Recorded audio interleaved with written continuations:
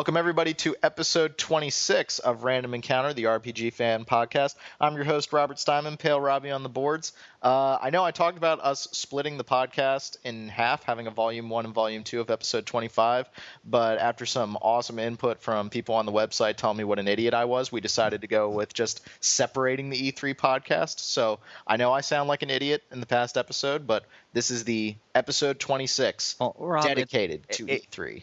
It's not like it's different than any other episode. I know. I was just trying to do something fun. No. That's the man. That's the man. No, and then he missed. You missed me. He was insulting you. Oh, was he? Damn. I just listen. I just hear what I want to hear sometimes. And Rob heard that as I am awesome. That's John making fun of me. This is John McCarroll, executive editor, and I'm getting jaded about E3. I am too. Those press conferences were ghastly. And then we have the woman who was defending. Well, no, she was making fun of me too. Oh, Kimberley, Wallace, managing editor, K-Star on the boards. We have the token renegade. I'm Liz Maas. I'm QC on the boards, and I'm the chief news editor. I face up, I hold up. Is that my intro? Yeah, that was your intro, Derek. Okay, yeah. I'm Derek Heemsbergen. I am a news editor, and I apparently dabble in previews now, and I'm Embryon on the boards. Well, we all got to do something different. So, this is going to be a super awesome E3 podcast. I'm here with 4 people that actually got a chance to go and have fun and play games, and I was insanely jealous the whole time. Nobody went to the press. Wait, I got to play Rob wasn't allowed because he would have been too negative. No, I wasn't allowed because I was working. And you know what? I have the same faculty meetings at the end of the year next year for E3. Thank you so much. You would have gone to the Square Enix booth and slapped the rep across the face. Before we even talk about the games that you guys saw, I just have to say that somebody needs to sit down the big 3 and teach them how to do a press conference. Microsoft's made me want to cry. Sony's, I fell asleep halfway through. And Nintendo's was awesome. That's standard for Sony. What's that? That's standard for Sony. They're always boring. Like, just freaking 35 minutes a move in the middle of it. And then Nintendo announces their new console, which is great. Doesn't show us any actual software for it. Just says that we're doing stuff. Doesn't announce a price point and just kind of leaves. And doesn't address... And gives us a crazy name to go with it. And doesn't address the 300-pound elephant in the room, which is, that PlayStation Vita may be stupidly named, but that's coming out at $250. Oh, dear. I still think that the Wii U was named by Mentok. Wii U. Killer tofu. Oh, God. No. The beats. Somebody said that if you say the Wii U's name in repetition, it sounds like an ambulance. I like that. So just teach these people how to do press conferences. Yeah, they need to learn from Ubisoft and have Mr. Caffeine. And we need to get Ueda to finish The Last Guardian because another E3 goes by. Yeah, I was bummed about that. Okay. That game's never coming, is it? Dude, they've made like 2 games in the past 10 years. Like, yeah, but 2 of those games came out within 3 years of each other. No, they didn't. Yeah, Eco came out in 2001, and didn't Shadow of the Colossus come out in 2006? No, 2005. 2005. We had this argument before, so 4 years. Not that bad. So about par for the course. They have the George R.R. Martin approach to video game making, which is just take a really long time. All right, so we're way off track, but I just wanted to say that the press conferences sucked, and that was the worst part of E3. Best part of E3, though, is some of the games that you guys had a chance to see. So I think we should start with a JRPG, and I think we should start with the JRPG that no one is talking about, but seems to be the most important for Square Enix right now. So tell me, am I going to love Final Fantasy XIII-2? Or You are going to hate it less. Yes. Okay, that's You'll hate it, but you'll just hate it a bit less. No, I'll be completely honest. I had no interest in that game whatsoever because I wasn't a big fan of 13. And when they announced that they were doing 13-2, I was kind of like, well, that's kind of an anticlimactic announcement. I went into the appointment with John and really, because I watched Derek play it a little bit, and I was like, all right, it looks pretty good, but I don't want to get my hopes up. Went into the appointment we had, and we got a detailed look at it, and it actually looks like they are listening to what people wanted in 13 and implementing it into 13.2, with that being like, there's going to be NPCs this time around that you can actually talk to. There's a bigger focus on exploration through the towns, which, was pretty much absent in 13. And also they're putting choice in it, where you'll specifically be asked decisions during the game, and your answers will determine how your story plays out, which, choice is the big thing these days. So I'm still very skeptical about the whole choice thing. Based on what they showed us in the demo, it was you're fighting this big giant guy named Atlas, and he's some kind of robot. And was it spelled Lus or was no, with an A? Okay, just interesting. And anyway, you learn that this robot's got some kind of control scheme somewhere, and he's like, "Oh, you can go to the control area." And it's not like going to the control area actually changed what happened in our sequence. It's just that it made the boss weaker because you found the control. Well, so they asked if you specifically wanted to ask a certain person for help, if you wanted to walk away from it. I don't know how intense the choices will be. They're sticking it in there.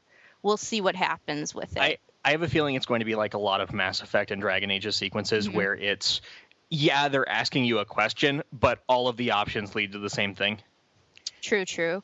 What else was interesting was the combat feels more interactive in this one. It still basically goes with the paradigm shift system, but in this they're adding these cinematic actions and basically quick time. Yes, basically just clicking the button at the right time. But depending on your success or failure, the scene will play out differently. So some people don't like that because they get all crazy. But is it always triangle, like a certain hearts-shaped video game? I knew you were gonna go there. No, it was analog stick stuff. Oh God, that's usually the worst type of quick time event. It wasn't like do a quarter circle. It was like left or right. Okay. Because those are always the hardest sequences in God of War. The ones that I always screw up when you have to do like a quarter circle or half circle. No, it wasn't anything that. It was just like press left or right or X or like mash X. Oh, that's not so bad then. I would compare it to God of War in that, they're quick time events, but the ones that we saw were really cool. Mm-hmm. Yeah, I mean, God of War has always done, I feel, the quick time event properly. It's when it's not done properly, and I'm not. Everybody knows I do like Kingdom Hearts 2. I think the story is ridiculous, but those are some of the worst quick time events where like you're in this middle of this sequence and you just keep pressing triangle until the little flashing icon comes up, and it's like, okay. Hey Rob, I'm wearing a Kingdom Hearts shirt right now. Oh, for God's sake, Kim! If you ever I don't ever want you to know my address because I don't want you to send me a Kingdom Hearts cake. I will be so angry. There will just be pictures. How about a heavy rain cake? No, because it's soggy. So now you have more control over the combat. Yes. But is it still like you're controlling one character and you cannot humanly put in the inputs fast enough, so you have to hit auto battle all the time? It seemed to be like it's the same battle system with additions. It's not they haven't changed that. So sometimes auto battle is going to be your best option. Laura from Square Enix, who was playing when we did our private demo, she was actually inputting some of her commands, and it seemed to be going well for her. So, I mean... Okay. Now, the one thing about it, though, that I'm not really sold on the characters yet. Basically, this one you're going to be playing as Noel, who looks like a typical Square character. And... how many zippers? It's like that Kingdom Hearts series, actually. And then there's Sarah, who we met in Final Fantasy XIII. She was Lightning's sister. But, some of the things that we like about Lightning being, very abrasive at times, which can also people don't like. But Sarah doesn't seem as tough as Lightning, and that's not a bad thing, but she kind of seems a little Is this game more lighthearted, like 10-2? They said it's supposed to be darker. It's supposed to be darker. And it's supposed to be Lightning's story. I mean, we did see Lightning in our demo. She obviously has changed since 13, since she has, saved the world, basically. She's kind of got a bigger role, and she rides on a horse called Odin. And the battle, actually, that we saw, you're actually on the horse attacking from there, which was kind of interesting. Yeah. I mean, she's got a completely different costume. It's almost as if she is elsewhere. The area she was in looked nothing like where Sarah and Noelle were. Mhm. Like it'll be interesting to see how that sequence plays out. Like the story is like everybody keeps saying that Lightning is dead, and Sarah is the only one that believes that she isn't. So she's out to restore all of these paradoxes apparently that are making people think that, and that goes along with Lightning being somewhere else. A lot of people were saying that it's kind of ethereal, like there is a possibility she could be dead, but she's kind of in like a Valhalla kind of thing. It's going to be like the ending of X2. The perfect ending. Wasn't she the first thing that we saw in a 13-2 trailer? Yes. Yeah, and she's probably not dead. It's she's probably alive. This is going to be like the Pliskin thing all over again. Yeah, Snake's dead. Only I have a similar name. It's going to be like X2 with Tidus. If you got the perfect ending. All right. So I'm going to hate it less, huh? Yes, you're gonna hate it. It's a lot better than 13. It looks like they listen to people. Like the game's visuals are the battles look pretty intense. One thing that I liked is that actually akin to a game that was absolutely and completely awful, which was Tales of Symphonia Dawn of the New World. That's what I thought of too. Sorry. Yeah, you've got your two static characters. You've got Noelle and Sarah, and then your third character is a monster. So yes, you can recruit monsters into your party, which actually seems. Oh, Rob. But Rob, when you do paradigm shifts, the monsters change. So. Oh, goody. Like, do they change completely, or do they into new monsters? Does my Cactuar turn into a Moogle? Yes. No, the Moogle. Sarah's weapon turns into a Moogle. Also send the Moogle to explore things for you, like hard to reach areas. So there's exploration, like. Going on. All right. Well, I mean, it looks a lot better than we thought it was going to. No, it's kind of off my radar, and now it's kind of like, all right, I'll keep an eye on it. I'll watch what's going on. We'll see. I mean, I don't know if they can really make what happened with 13 right for everyone, but I think this is like a little bit of a step too. If they send me a fruit basket with my pre-order, I guess even if I wanted to play, I said this before on the podcast, like even if I wanted to play 13 again, and part of me wants to give the game another shot and like, okay, Rob, sit down and try it again. But because my PS3 died and I lost all my save data, I would have to go through those opening 8 hours again. Like it's just not designed to be played again. So have they talked about if they're going to open the battle system up a little bit and, not treat me like I'm a moron? It seemed like it was fully featured compared to the first game, but we don't know how early in the game our sequences were. Yeah, exactly. And they're looking at a first quarter 2012 release. They said early 2012. So we'll probably get it sometime in like February or March, depending on how fast. It was in English, wasn't it? Yes. Yeah, so it should be. So it should be about that time frame for us. The demo was fully voiced. It was in English. Okay. And on the sound side of things, those of us who care about the music, it is going to be the same composer, Masashi Hamauzu, or it's Hamauzu. I love the music. Hamauzu. Got that hip hop feel all over again. Yeah, that's what I was going to say. The boss theme that I heard had a very hip hop vibe, kind of like Persona. Nobody does it as good as Persona, though. Yeah, it is true. But they did have that. I love the voice actors are the same also. I love the 13 soundtrack until I heard that god-awful rendition of the Chocobo theme that I was just like, what the hell was... Boston scored, sorry. We are in the middle of watching the Stanley Cup. Did they really? Did they score again? Yes, Boston just scored. Okay, moving on. Okay, so now I want to talk about, if we're done with 13-2, I want to talk about, and I'm not trolling, I'm just making an observation on a game that I'm very excited about, but I'm also very worried about. So, John, I want you to assuage my fears. Every time they show Deus Ex Human Revolution, I feel like it looks worse, and I don't know why. Okay, what I think is going on through your head, Rob, is that you're like, this is not Deus Ex. It's the same thing that happened with people with Invisible War, where it's like, this is not Deus Ex. And you know what? It's not. It's not supposed to be the first game. Well, no, I don't think that's it. I think what's happening to me is that the first demo that I saw for this game from last year's E3 was very clean, very subtle. The menus were all, hardly present. It was very focused. Now every time I see that game, like, it looks like the UI just threw up. The frame rate is atrocious. The graphics, like, it doesn't look that good. The art style looks incredible, but it's first off, that UI just looks like somebody vomited. From what I understand, all that yellowy stuff you're able to turn off. Yeah, but it's not just that. It's just busy. It's like it's just a very busy. While other games are going for clean and immersion, like just look at the Skyrim HUD and Fallout 3 HUD, and then compare it to Deus Ex. It's like, I was expecting a little bit more graphically from it when I saw it. Like, I thought the only time it really was breathtaking was when they kind of focused in on the big atmosphere of the two cities that are on top of each other. But other than that, it didn't have with Square, you just, I guess, expect so much out of the graphics. It didn't really have that to draw you, but it looks, decent. I thought it looked great on PC. Yeah, we talked about that. Like, they've said that PS3 is lead SKU, but you guys are saying that the PC It didn't look like it, though. I mean, the PC version looked the best. You know what? Here's the thing. Even on games where the PC is not the lead SKU, oftentimes the PC version looks better. You know what? Having been to 9 E3s at this point... Just rub it in. Yes, I will. No, that's why I'm jaded.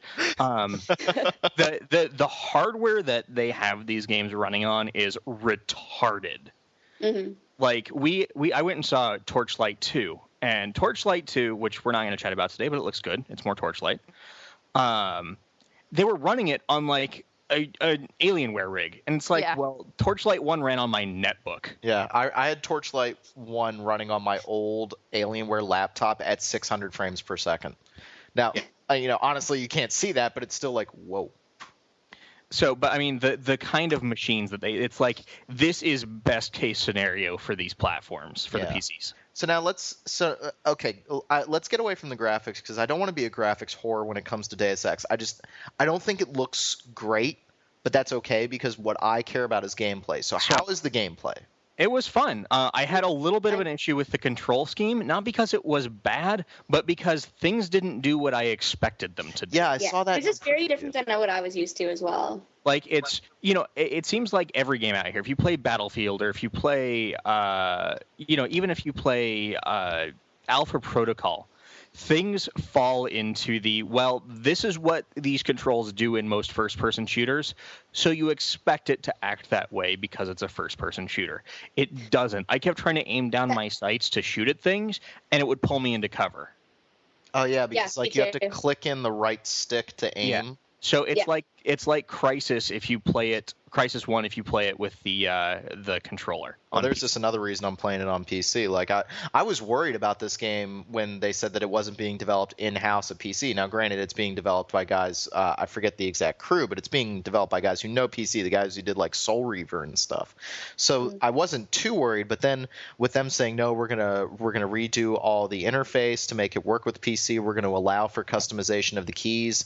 I mean, that's one of those reasons I play PC gaming. Like, I play PC games, so I can customize. I have a feeling that controls will be customizable for console as well. I hope so. Now, I had a hard time adjusting, and I did really badly in the demo because of it. Do they offer is the choice still present? They've shown us the trailers where you can sneak into the installation, you can shoot everybody with a shotgun. So, in our demo, they did all stealthy stuff because they're like, we don't want to slow down with combat. We just want to show you everything in the half an hour that we have. And then we had a half an hour between Deus Ex and our Final Fantasy appointment, and they had a playable back in the press area. And so I played Deus Ex, and I was like, you know what? I don't want to sneak around anywhere. I'm going to shoot everything I see. And I did. Such a male. Well, you could play the entire game non-lethal if you wanted to. It's just all up to you. Yeah. You have to fight bosses, but anything outside of that, like, you could get around the entire game without fighting anything besides the bosses. So, I mean, I was impressed with what I played. There was, like, it's it's much more streamlined than the original Deus Ex, but that's not a bad thing. Yeah, I'm not upset about that at all. So you're thinking that it's going to be pretty good. I know you were. I don't want to say you were down on it at last E3. That's kind of cool to think that we talked about this last year, but I don't think you were down on it at last E3. But you didn't seem to be that enamored. We didn't have much to go off of. I wasn't. Yeah, it's very barely there. Here's the deal with me. There are very few games where I can see a trailer and go, "Oh, I'm interested in that." Yeah, the first trailer for Deus Ex: Human Revolution was nuts. Well, but like we've talked about this on the podcast. I don't watch trailers. I know. I like to get giddy. I still have that Metal Gear Solid 2 moment where I'm just like, the music swells and Snake's running with his mullet in the background in the rain, and I'm just like, ah. But no, I got hands on with it. I got demoed the game. You know what? I don't think it's going to be the best game in the world. I truly don't. But you know what? I think it's going to be good. It'll be fun. Yeah, I'm interested. I think it's going to take what people love about Deus Ex, and it's going to be there, and it's going to be a game that challenges you to really use your brain, which I'm always a fan of. So it looked like they were really challenging people with it to play the game how they want to, like all the augmentations. You could basically build your character around how you want to play that game, which is pretty cool. Yeah, I really like that. I played with that a bit, and I think I'm really going to like that, and just being able to choose how I want to play rather than being forced to sneak around or being forced to be lethal. So one thing I want to make note of is I think Adam Jensen is the worst designed character ever. Really? I kind of like his design. I do too, actually. Yeah, I don't like his character design at all. Does he need more zippers? No, he needs less zippers, and he needs to, when he has sunglasses off, not look like a robot. I wear my sunglasses at night and I rock them. But now wait a minute, he is kind of. I mean, he is kind of a robot. Okay. Yeah. No, he is. They're going for that Blade Runner, leather jackets. Oh my God, it totally looks like that now. Yeah, I mean, Matrix style kind of too. Does he have the Christian Bale Batman voice all the time? Like, does he go up and say like, "I want a beer"? Yeah, no, his voice is pretty awful. Like, I was not impressed with the voice acting. Now, maybe in more scenes it's better, but from what I saw, that was one thing that stood out to me that was not that great about it. There was someone else who was in our demo that said the same thing. Yeah, it sounded better in the trailers, and I think because the trailers are much more dramatic, whereas when you're just walking down a hallway shooting guys, it doesn't need to be so dramatic. So there was one scene where I saved some scientist who was in a room full of fumes, and he was like, "Oh, I need to get past the next checkpoint." He's like, "Oh, Yan is the one who has the checkpoint today. Tell him that he owes me a favor and he'll let you by." And you go by, it's like, "Yan told me to say that you owed him a favor." Yeah, it's pretty. Swear to me. Dialogue is not that great either, but you know what? It's more about the stealth gameplay and all that anyway. Could that be a lost in translation thing since this is being made by a bunch of, Canadians? French Canadians, excuse me. Being made by a bunch. I'm not saying that derogatory. Rob, make Liz say it. Rob, make Liz say it. Can you tell us what it's all about? But could that be a factor? We just like our OUs and our REs. That's all. Could that be a factor because it's not the mother tongue? Like, I don't think so. Enough of the team, like the lead writer the lead writer was in our demo, and I don't think that she was French Canadian. She had no trace of an accent whatsoever. Okay. It could be because the voice act, we could be running into heavy rain syndrome where you get the one guy who doesn't know how to voice act because he's not an English speaker. It's possible. And it just happens to be that's the main character, which is ouch. Jason. So, Human Revolution, August 23rd, I believe. Yes. So, okay. And then 26th in Europe, I think. Cool. Yeah. Well, I am excited for it. I mean, me too. I love stealth games, and some of the early previews for this were saying that it's some of the best stealth action we've had in a really long time. So I'm excited to see that. So. I'm really interested in how the story is going to play out. They just scored. Conspiracies. Oh my god. That goal was awesome. Wow. That was freaking awesome. Sorry to our listeners, but we are watching Game 7 right now. RPGFan is big into hockey. Go Bruins! What? No, they just he got pushed on the way in, and the puck just slid into the net. It was pretty awesome. We love you guys so much that we're recording this podcast during Game 7. Yeah, you guys are lucky. Finals. Oh my god, that is such a great goal. I can't get over it. Okay. So now I think we should slow it down a little bit because there's a lot of other really big releases, but let's space them out. So let's talk about something maybe a little bit smaller. So not like a Skyrim or Mass Effect. All right, want to go with Tides of Destiny? Yes, let's talk about a game that I have never even heard of. Okay, me and Derek saw this one. Hey Rob, do you like to farm? Okay, I'm muting. I'm going to go away. Just message me. Do you like pretty colors? Just message me and I'll come back. I'm going to watch the game. All right. Well, me and Derek got to see Rune Factory Tides of Destiny, which we are both very excited about because we are big fans of Rune Factory Frontier, which, judging from Frontier to this, it looks like it's just the world is so much bigger. And in Frontier, the world was big, but there's just something that about, finding islands in the ocean. You have your little golem and you smack down on the water to raise them and all that. It's pretty intensive from what we saw. And I think that this is really the type of game that a lot of, JRPG fans and everything else really need right now, because it's one of those big games and can pretty much do a wide variety of tasks in it. What am I missing here with everything? It's the farming still there. The kind of crops you can grow depend on what monsters you tame. So that's pretty interesting because it brings that into important for monster raising. The battles also, me and Derek saw some pretty cool ones in the ocean with the golem, and that's, it sounds like you had a transformer and you were going after the thing. Now, I wasn't here for this demo, but did they have any of the move controls shown? No. No? Okay. We didn't see any, unfortunately, which I am interested to see how that will pan out because you just don't know always how that's going to work. From what we saw, the game, graphically, it looked pretty, it was very bright in the Harvest Moon realm. Now, it was bright, but so this was originally a game that was for Wii. Yes. And Diane, does it look like a port of a Wii game, or does it look like a PS3? No, it actually looked pretty good on the PS3. That's why I was surprised. Derek, what did you think?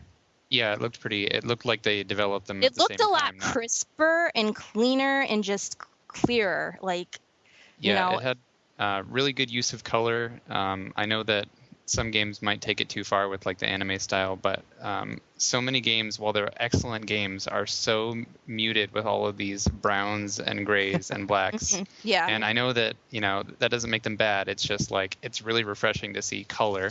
The world is really colorful. It's like Kim said, it's huge. When you actually go into the exploration mode in the ocean, it's like a huge grid. And you sort of you pick a coordinate, and the giant kind of slowly makes his way there, and you get a sense of the scale.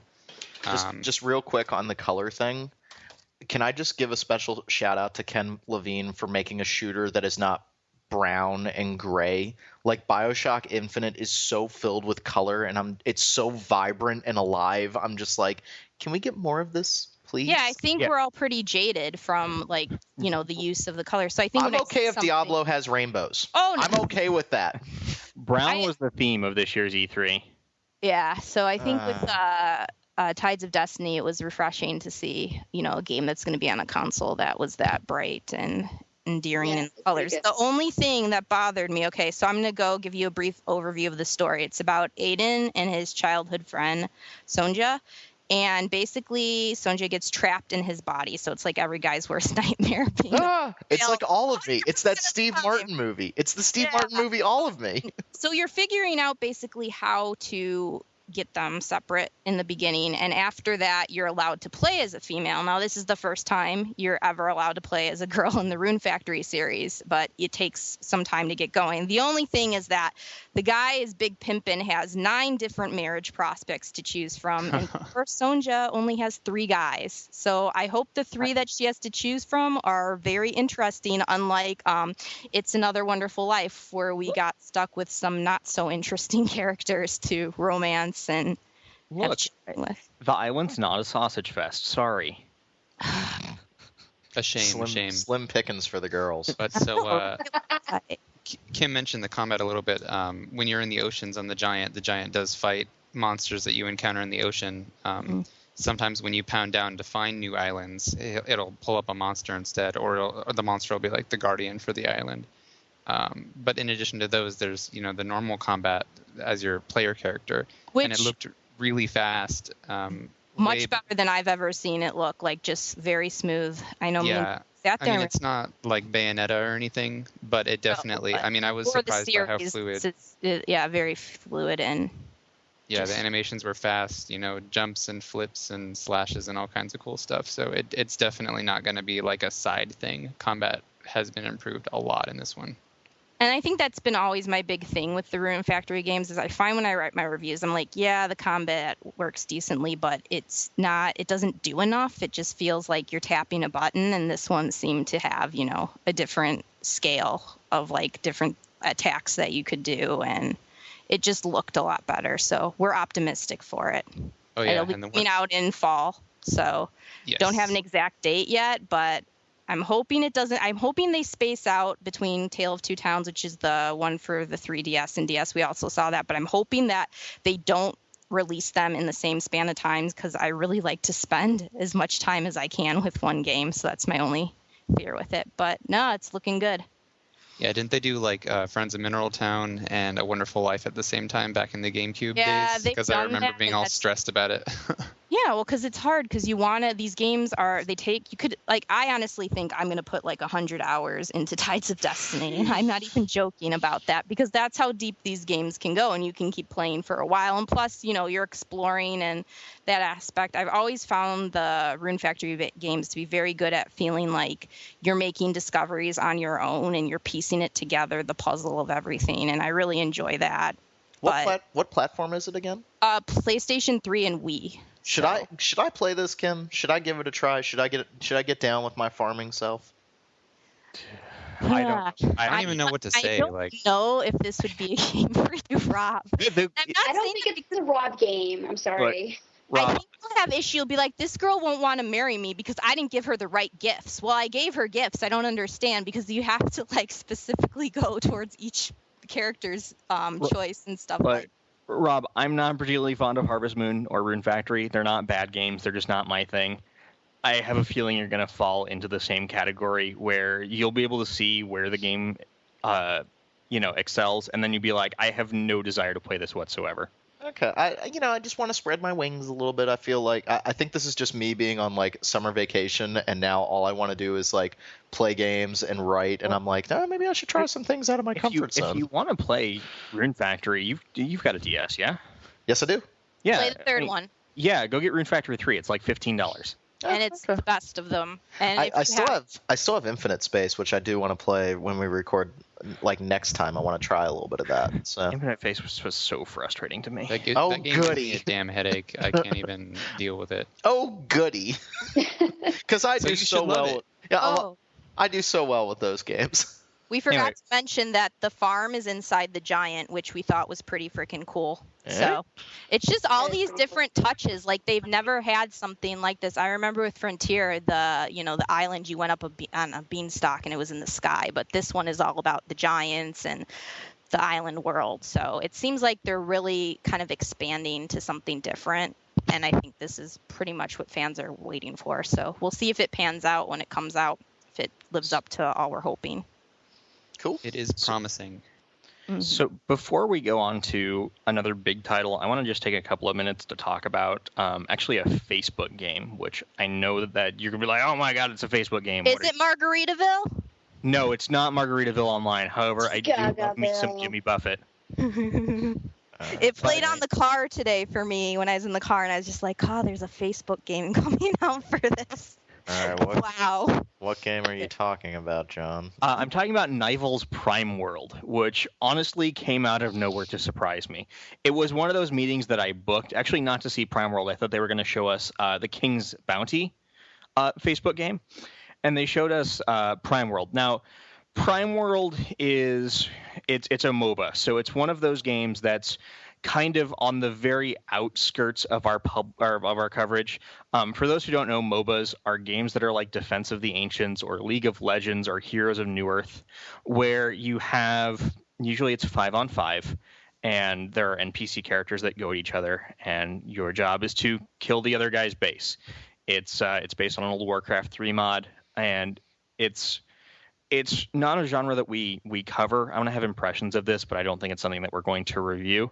But Nivel, which is a Russian company that made King's Bounty and Ether Lords and a bunch of actually really cool games, they have Prime World, which is a MOBA for Facebook. But it's the kind of game where the MOBA aspect is just for the hardcore. So I love League of Legends. I play 9 or 10 games a week of League of Legends. And I'd be like, awesome, I'm going to play the MOBA part all day. But you know what? Kimberly's my friend on Facebook. And I'm going to say, okay, Kimberly, do you want to play like a Zuma clone? Or do you want to play a more strategic, kind of like, there are lots of Facebook strategy games like the Heroes of Might and Magic one. And she could play that and play non-hardcore, and it helps me as I'm in the MOBA.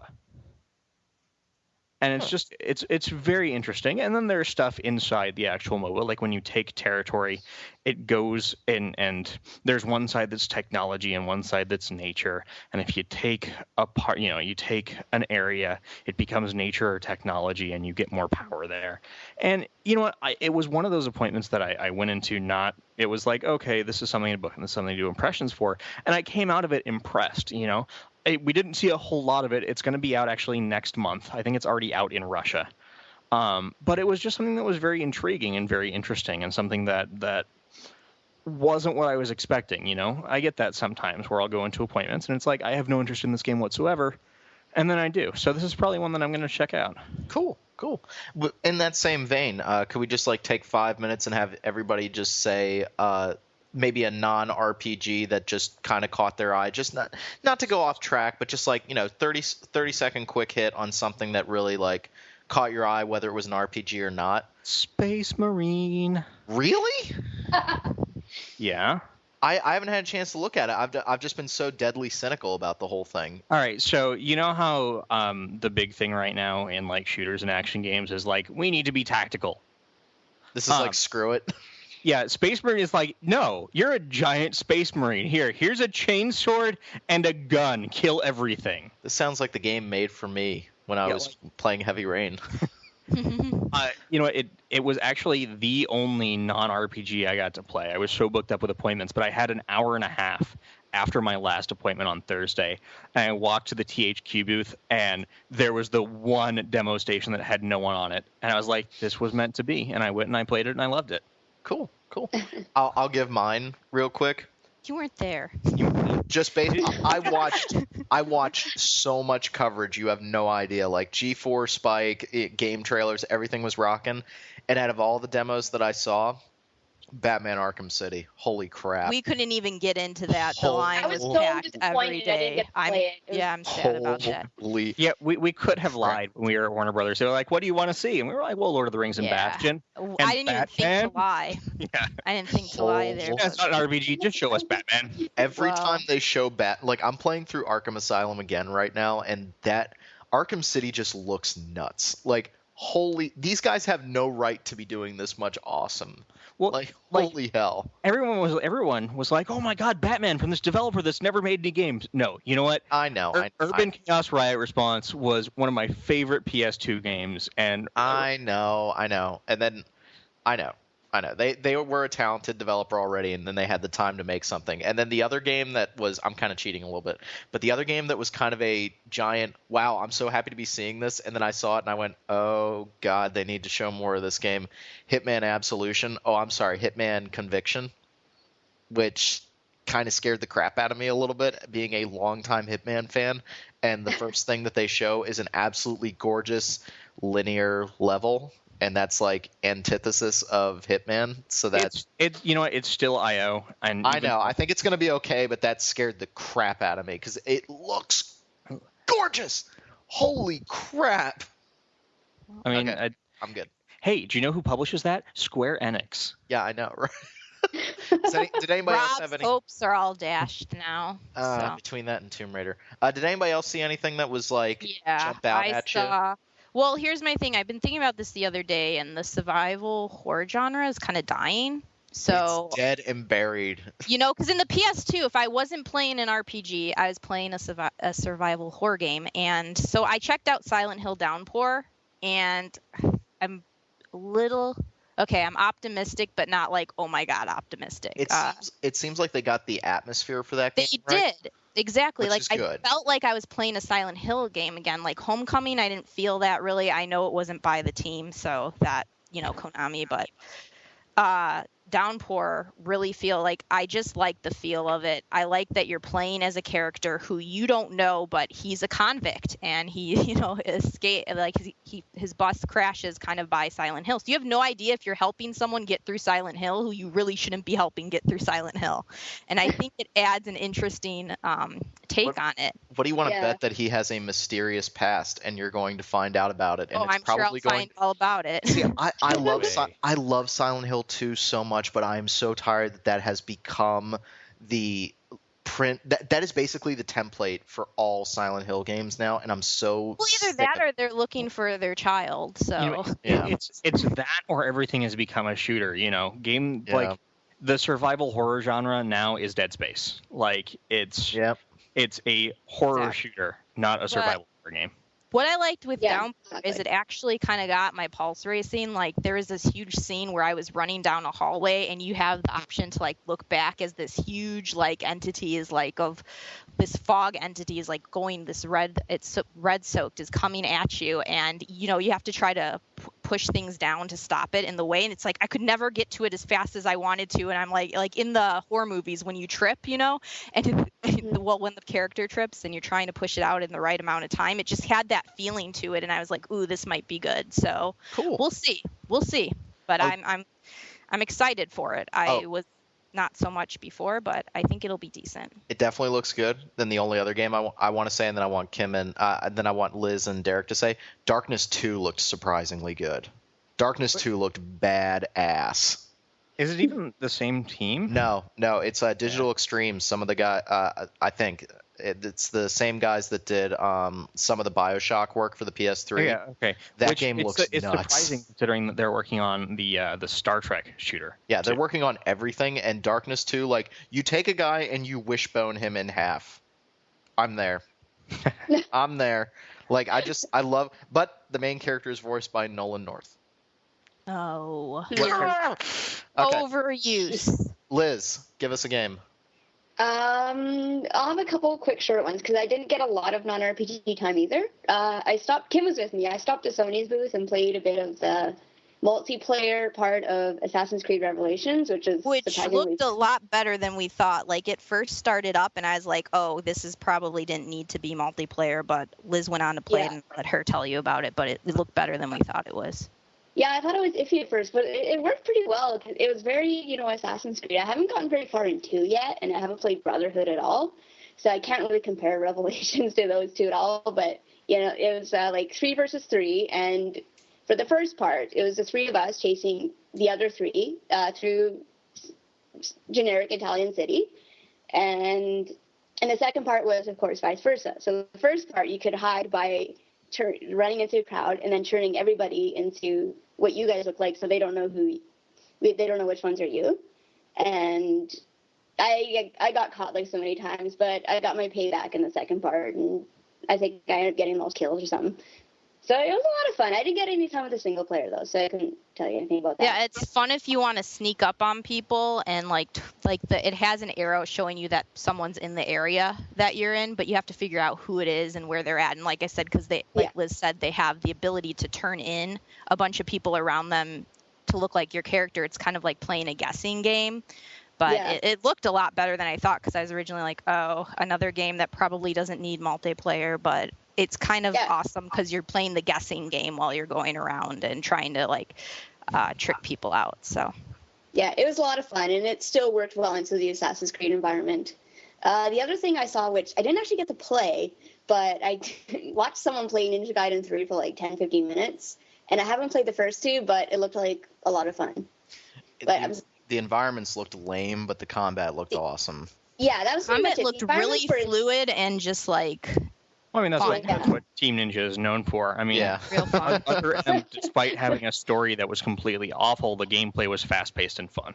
Mhm. As long as they cut down on the cheapness of the original Ninja Gaiden, where like you would get hit from off screen, or you get an exploding shuriken right up your butt, and you'd never even know where it came from. Rob, why did I know cheapness was going to come up into this conversation? Well, no, I've just always found Ninja Gaiden to not be hard. It's just cheap. Like I die, and I just don't even feel like I had any impact on what just happened. And then I play this scenario again, do the exact same thing, and I don't even get hit. Yeah. Derek. Yep. Derek, give us a hit. All right, Rob. Well, the game that Kim and I saw that we knew you would be so jealous of us if we got to play. Unfortunately, we didn't, but they had Connect Disneyland Adventures. I'm going to go cut my wrists right now. I'll be right back. No, Disneyland is awesome. You know, there's also the Connect Sesame Street game, which is made by Tim Schafer. Say what? That Connect conference, those kids, when they did the fist pump, I was just like, Oh my God. Oh, what did you guys think of the Fable the Journey? Didn't it look fun? I love how Molyneux apologized. Molyneux was like, no, it's not on rails. It's not on rails. We're so sorry that's what you saw. It's not on rails. Meanwhile, he's going back to the production company. He's like, guys, we are no longer making an on-rails game. Anyway, not really, though. I wanted to see the Devil May Cry reboot, even though it looks kind of Combat looked awesome. Oh. I got to see like the trailer, and Where was the they were trailer? only showing it behind closed doors, like everything else for some reason this year. Shock Infinite. I'm still mad about that. Yeah, so I wanted to see that. Didn't Let get it to. go, Kim. Let it go. The only game that I actually got to play that was like a non-RPG that I had any interest in really was El Shaddai for PS3. That game looks gorgeous, but the main character looks stupid. That game is, what was funny is when we were at Ignition's booth and talking to Shane Bettenhausen about Dragon's Crown, like I looked on and they had little pins that had the main character, and I thought it was Travis Touchdown from. Yeah, it does look like Travis Touchdown. A blonde, yeah. His face just looks weird. His face looks like an Asian person drew an American, and that's what he thinks we look like. Like just ultra.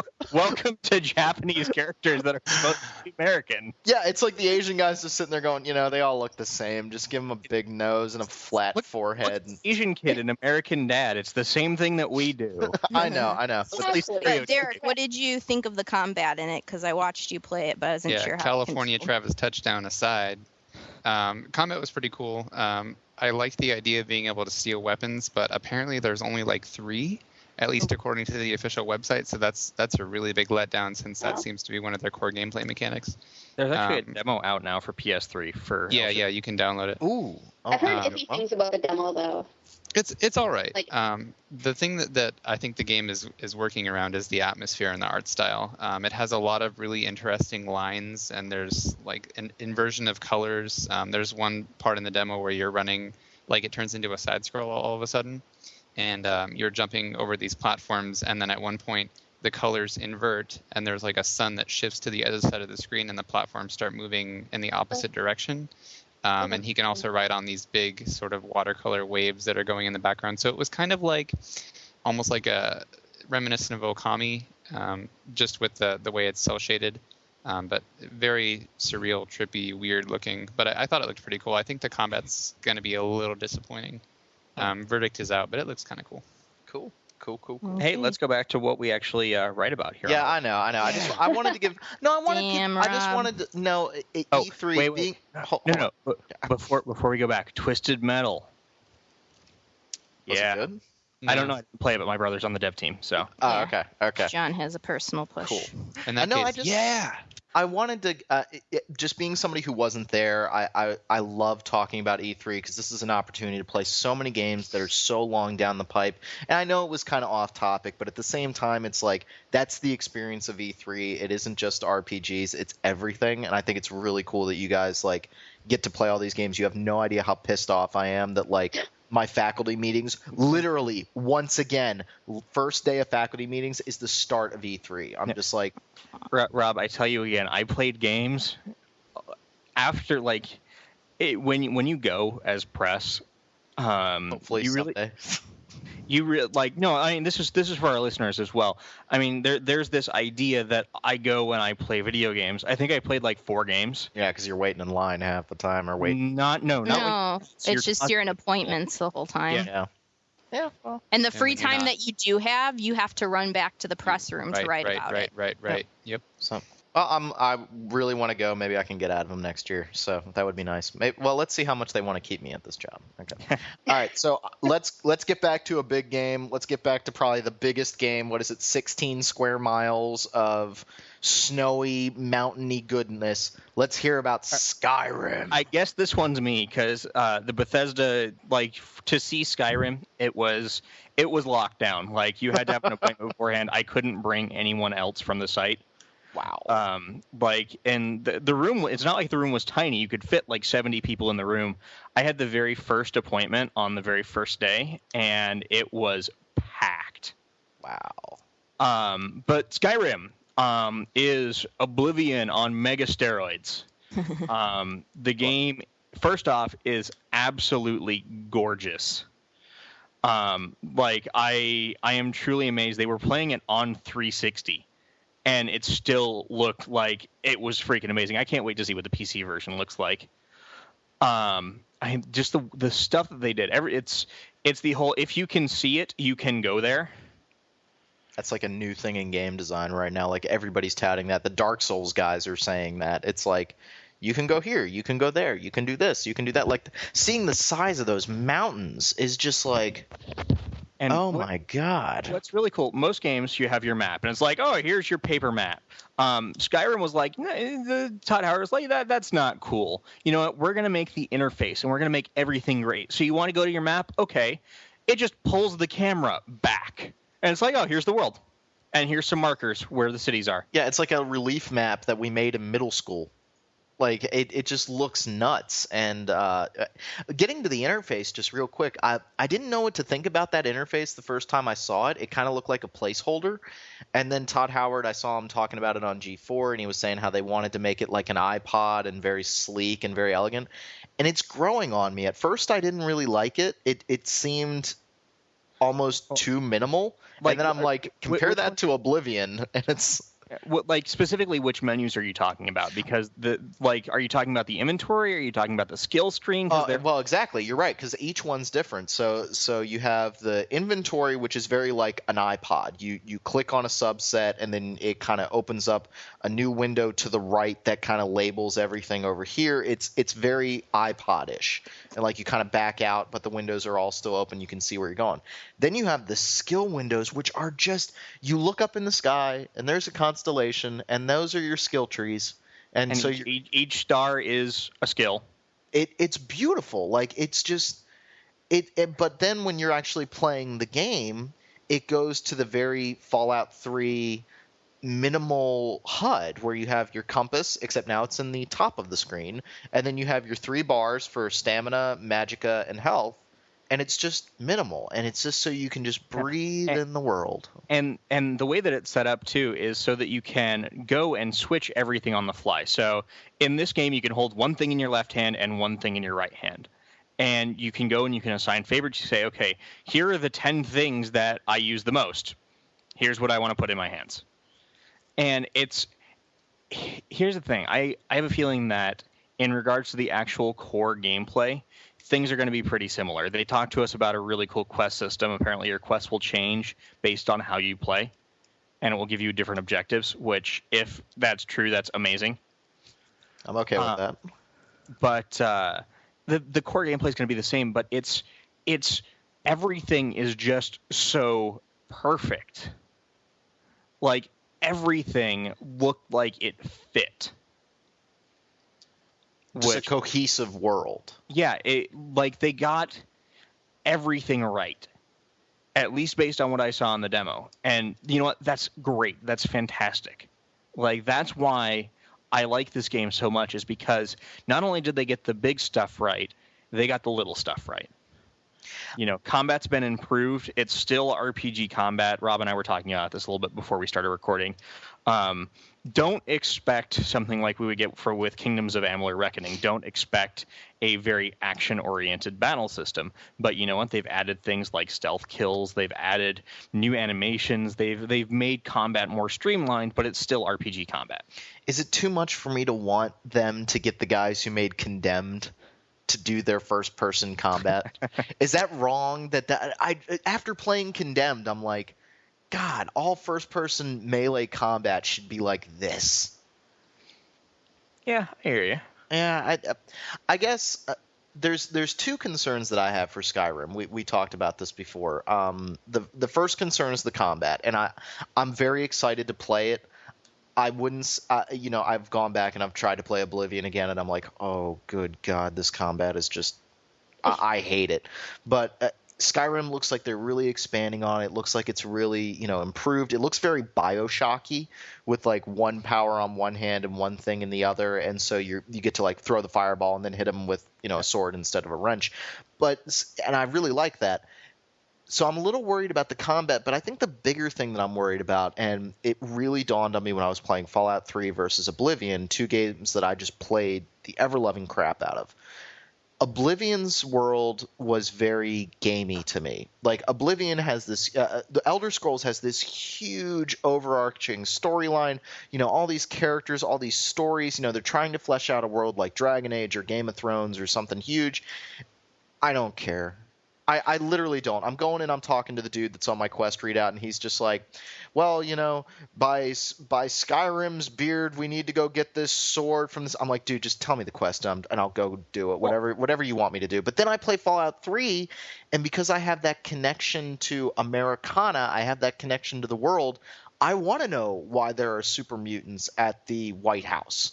I want to know these things. And when I played Fallout 3, I didn't care. Like, it was, oh, that's cool, that guy has Abraham Lincoln's hat. I don't Really? Care. You didn't care?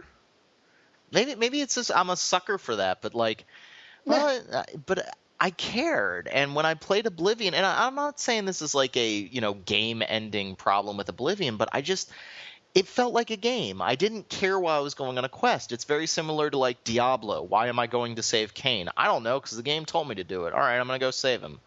What do I care? So I want to add one quick thing, and we've kind of blocked out everyone else because they don't care about this game. One thing I care. I just don't know anything about it, really. One thing that I thought was really cool was they showed us some of the spells, and there's like, they've got the kind of spells you'd expect, where there's like a berserk spell where you can cast it on an enemy and the enemy will turn on his allies. And, like I said, we had the very first demo on the very first day, and there were two guys, one in a guard tower and one outside, and they cast the spell on the guy outside, and he ran in and he shoved the other guy out of the tower window and he fell. And Todd Howard looked and said, wow, we've never seen that before. Oh, I'm so happy about that. That's awesome. So, I will let Liz say, and then we'll go to another JRPG or something else. JRPG, so. Me and Derek, like John said, he was the only one that got to see Skyrim, but... Oh, we saw Skyrim. One thing about Skyrim is it had the best ad at the show. Which was freaking amazing. That three-building high ad. It was at ridiculous. The Figueroa. How many stories high was that? Like 15? Like 1 million. I don't know. It was huge, but you'll see it in our E3 gallery when it goes up. But it was over 9,000. Over 9,000. I think it's very interesting that Elder Scrolls, which began as a PC game, it then became a console game because that was the thing to pick up when you bought a 360. Like, it came out shortly after the 360 release. there really weren't a lot of games at the time, and it was the same thing with the PS3. Shortly after the PS3 release, it was, you need to get Oblivion. You need to get this game that proves why you bought this new hardware. And a whole new generation, a whole new swath got to experience this game, and that's amazing for Bethesda. Like, they never would have hit that mark if they hadn't released Oblivion when they did. And now they have people are talking about Skyrim, the same people that all they do is play Call of Duty all day. It's amazing to me. Like, I saw that happening a little bit with Morrowind on the original Xbox. It started to hit that. Yeah. Like, I worked at a Game Crazy back in 2002, and shortly after Morrowind came out. And you know what? People that you wouldn't expect to play that kind of game loved it. Yeah. Like, my dad loved Morrowind. Weird.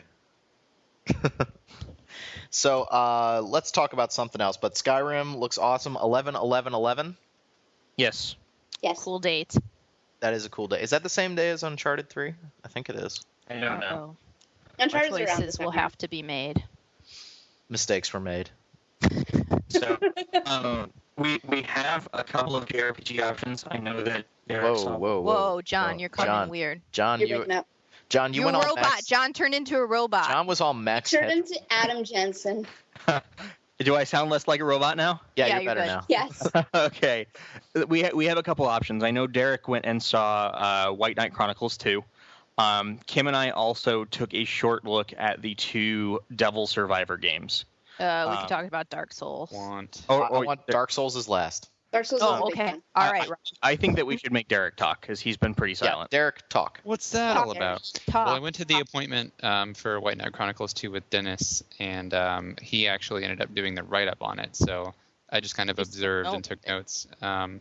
It looks actually pretty cool, worth buying for sure. I played the first White Knight Chronicles for only a few hours and was kind of put off by it. Same here. Being that's what's going to happen with 2. Well, the thing that I really didn't like about the first one is the recharge time for your attacks. It was like there's this gigantic circle, and every time you execute any action, you have to wait for the circle to refill before you can do anything else. I remember running around the field just to like avoid and it. you just stand there, and it's like, and distance didn't matter. Like enemies could just hit you from wherever. It drove me crazy, and I felt like it was a lot of wasted potential. But this one, we talked to the one of the developers, and he was telling us that they put a really big emphasis on making sure that the recharge times for abilities were different and shorter overall, so that there's a lot more tactical. You pay more attention to what you're doing in the battle. Like, I guess before, defending would take up one of your recharge slots, whatever you want to call it, and now you can just kind of defend on a whim. It also matters where you are in relation to the enemies. So the combat just seems more dynamic. They spruced up the graphics, which is nice. And the really big bonus is that for those of us who didn't play White Knight Chronicles 1 all the way through, it includes that on the disc. It's going to have both games on one disc. And White Knight Chronicles 1 will include the new graphics engine and all of the new battle refinements. Yeah, that's what I was just about ready to ask. So if they're going back and making White Knight Chronicles 1 play better, that's a huge deal. Yeah, so it's pretty much like they took their game and they said, you know what, we realized that it wasn't the best it could have been, so we took the sequel and we're going to go ahead and redo the first game just like it. So that's really impressive to me that they even went back and put all that work in. Does the game finally look and play like that first E3 demo that was just like, Jesus Christ, this looks amazing, and then the game came out and it was like, oh. It looks pretty good. It looks like I still think that it has kind of an MMO aesthetic, like it looks like an offline MMO, but it doesn't. It just looks sharper. Again, good use of color.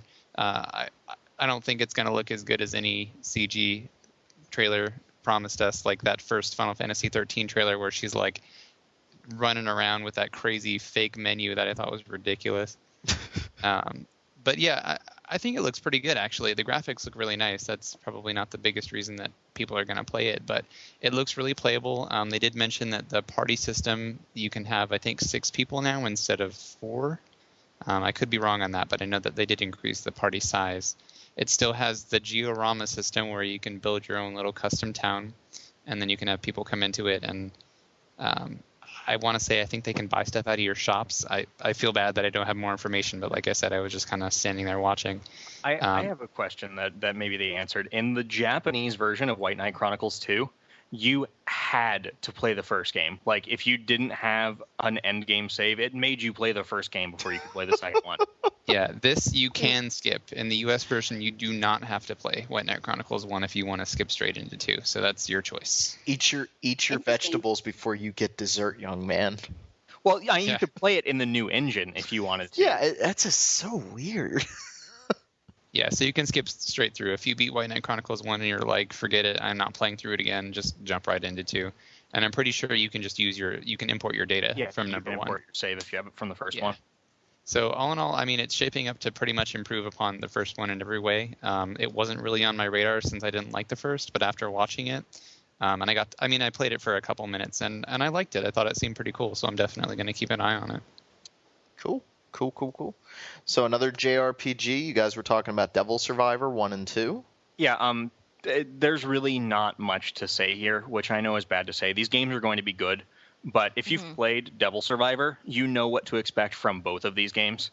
Mm-hmm. Especially Clocked. Yeah, the three... Oh, go ahead. No, I was going to say Overclocked, they went into a lot of effort to make it fully voiced. They also tried to make it as a game that, adding that 8th day in there for motivation to play through. They tried to spruce it up so it didn't feel like they were making people who played the other game just buy another copy of it in an enhanced version. So they said they didn't censor anything. They stuck to the localization. Oh, good. There's very, very little 3D in the game. Most of the game plays out on the bottom screen. Yeah. So if you want amazing 3D effects, this is not the game for you. Speaking of 3D, so how long do we think until Nintendo drops the price on the 3DS? I'm saying December. Wait, what day does the PlayStation Vita come out? Yeah, then we're not drop. sure yet. Sony you could actually hear Sony giving Nintendo the middle finger with that price point. You could just hear it. That's just painful. Well, the 3DS, it has a lot of potential. It just doesn't have a strong software lineup right now. That's the problem. Oh. I think it's a combination of that, but also the way that handhelds are changing and the way that, do you want to be carrying around another device instead of your iPhone, instead of your iPad? What do we want out of these devices? And I think the 3DS is going to bounce back. I don't think it's going to be a flop, but here's what I think. And I think that a lot of the market that bought the DS and made it popular, at least in North America, those are the people that are going to go to the iPads and their iPhones and that sort of thing and play Angry Birds all day.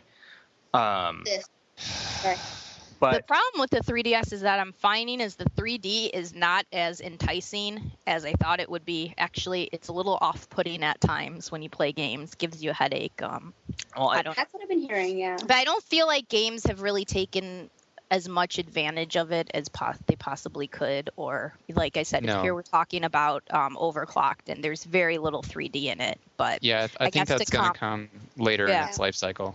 I guess I feel like developers are testing out the 3D technology, and I think the good games that really make use of it are going to come later on. I think also they're trying to find a good balance of it. You can either overdo it or underdo it, and so that's. Yeah, it's going to take time, but I think the 3DS will be fine in the long run. I gotta say, part of me was sitting there during the PlayStation 3 conference with all the news that's been coming out about Blizzard suspiciously looking for PlayStation 3 designers for Diablo 3 Diablo 3 team. I was sitting there going, "Are they gonna do it? Are they gonna do it?" Like when what's his face said when Jack Tretton was like, "Oh yeah, that's the end of the conference," and as he was walking on stage, I thought he was gonna go, "Oh yeah, one more thing," and the Diablo 3 logo was just gonna come up, and it was just gonna be like, "Yep." And just put it on the Vita. Holy crap! Yeah. I figured they might pull something like that, but we're seeing games now. Like Dragon's Crown got announced as a PlayStation 3 and PlayStation Vita title, and the two consoles are going to have some kind of interoperability. What was the other one? Runic, or it was something like that. It was the one that they showed at the conference that Ruin?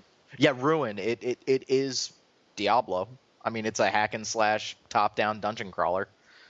Which, actually, top-down dungeon crawler 3DS, I was pleasantly surprised by Heroes of Ruin. Cool. Me too, actually. Cool. Cool. The Vita looks very, very impressive. I will definitely be picking one up simply because then I get to play Tactics Ogre because you can download PSP store games, and I really want to play Tactics Ogre. I was gonna buy Kyle Miller's PSP just to play Tactics Ogre, and then that price point came out, and I was like, sorry, dude. Yeah, no. Sorry, dude. But Ouch. And then we also last thing, and then I'll let you talk. Last thing, the ultimate wah-wah of E3, which was, we are proud to announce that our 3G coverage will be through AT&T. Wah, wah, wah, wah. I love how some people openly booed. That was the Ridge Racer moment of E3 for Sony. It's like Sony can't get through an E3 without doing something that's so incredibly stupid. I was like, my favorite press conference moment is still 2 years ago when they announced at the EA conference when they announced Charm Girls Club. yeah. I was sitting there and everyone was clapping, but it was so derisive. Just like that slow clap. That's just like okay, I'm supposed to clap, but I really don't want to be. Supposed to be polite, but honestly, really? Was it as bad as when Ubisoft announced a laser tag game? Oh God. Wait, they announced a laser tag game? Like last year or 2 years ago, they had a like two people were playing laser tag in the audience, and no one knew what to make of it. They were like, "What?" It was almost as bad as Mr. Caffeine, who was the Ubisoft presenter, who was just awkward and shameful. Secondhand embarrassment. But, I saw an article on one of the blog sites about, is that the way to get your games coverage? Because Is that press conferences? Yeah, bad press conferences. Yeah, I guess. So, all right, more games. Do we want Matt? to talk about anything with Devil Survivor 2? I'll finish up on Devil Survivor. Look, you read this website, you listen to this podcast. If you own a DS, you should be familiar with Devil Survivor. It's a strategy RPG, except when you enter battle, it becomes a traditional RPG, and you have a couple of turns. Yeah. Devil Survivor 2 is the same thing. Yeah, fresh new cast. New story. Even the story similar. Internet site where people die, and you're trying. It's like they say they kind of describe it as like Final Destination. Like you see your deaths happening, and you're cheating death, and all that fun stuff is going to be going on. Cool. But they did mention that they are going to add some kind of like social link-y systems to it, a la Persona. Mm-hmm. That'd be interesting. So if you like Persona, you like social links, it's important. There's permanent death for player characters in this game. Yes. The stress. I'm sad now. It says that those links are going to be important. I've never played a Devil Survivor game. Is it going to kick my butt as hard as Strange Journey did, where Strange Journey just absolutely pasted me, and I was like, I don't really want to play this anymore? Not as much, but a little bit, yeah. Strange Journey was definitely harder, but Devil Survivor kicked my ass on some maps. Strange Journey was just like, I don't even know how to play. Like, I know that that's the standard formula for Shin Megami Tensei games, but like, I had never played one before, and I was like, wow, I have That's a tough one to start with. Like, I would not Devil start Survivor is less difficult than Shin Megami Tensei, but I would still say that you need to play something like Persona 3 or Persona 4, something that will get you into the game a little bit easier. Yeah, I mean, I played the crap out of Persona 3 and Persona 4. And okay, then you're good. Like, you understand kind of how the interactions work with fusions, and you've got the base core of Shin Megami Tensei, so you'll be okay for I think I just sucked at the start of Strange Journey. Like, it was just a combination of me sucking and not really, like, the enemy's just hitting so hard, and so I'm a little nervous to try another SMT game. I'm like, that is one of the harder ones I played, though. Like, I found it harder than, like, Nocturne at sometimes. So. Yeah, Strange Journey is pretty tough. You should have an easier time with Devil Survivor. All right, should we get to what I think was the best trailer of E3 and made me realize that Star Wars is still cool? Yeah, sure. We can talk about that. I want to talk about the Old Republic. Oh, boy. Because there's part of me that wants to play it, and then I'm like, I'm scared. Do you want to hear? Yeah, go. Let's. No, my story. I'm gonna upset a lot of people with this. I don't really care for Star Wars. And I don't really get out. I don't care for MMOs either. You know what? That's okay. I went to this appointment with John, And I left that room like, oh my gosh, this is going to be the first MMO I devote my life to, because everything just looked awesome. Like choice in an MMO is, like me and John were talking about, seems like something that's hard to achieve, but what happens is you'll be having choices being made as you progress, based on, like, say you are the one who delivers the final blow in a fight, like maybe the next choice your character will pick in the party that you're in. They showed us dice rolls where it was almost like rolling for loot, where it's like, here's a dialogue sequence in a dungeon. Everyone choose what they want, and then the game does dice rolls, and whoever wins the dice roll gets that choice.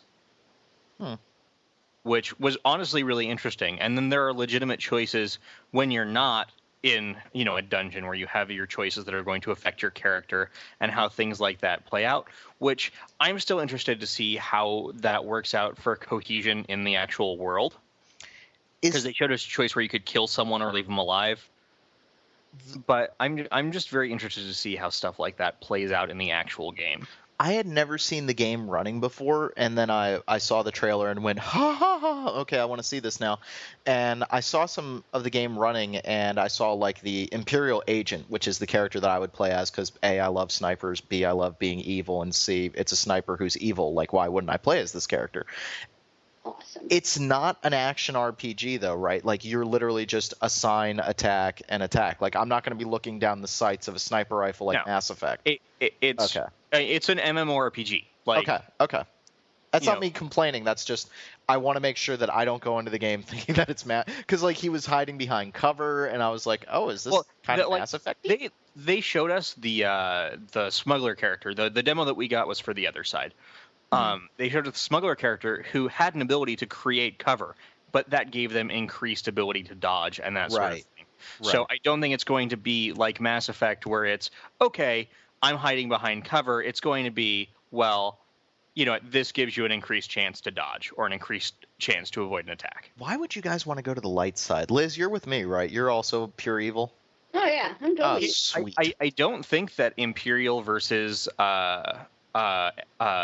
Sith? Republic? Oh, yeah, Republic. Well, it's the old Republic, yes. You can still do light side or dark side from either side.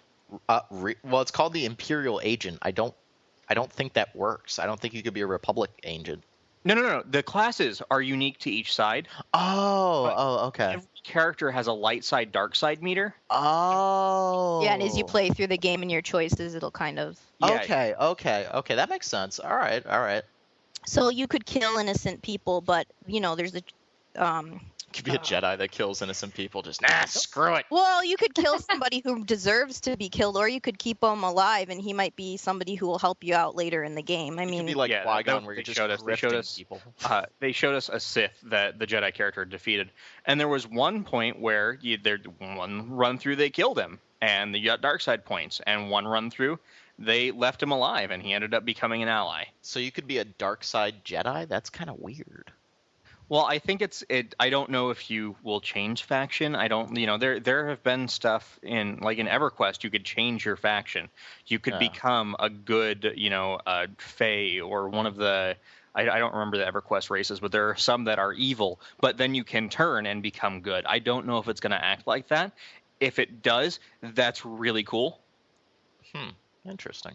They haven't nailed down a date for this game at all, right? They just keep saying 2011, and I keep saying BS. No, I think it's still when it's done. Yeah, well, they've said the guy was on G4 and he was saying, 2011. I'm going, all right, just like Mass Effect, right? Ooh. Hey, it has a date.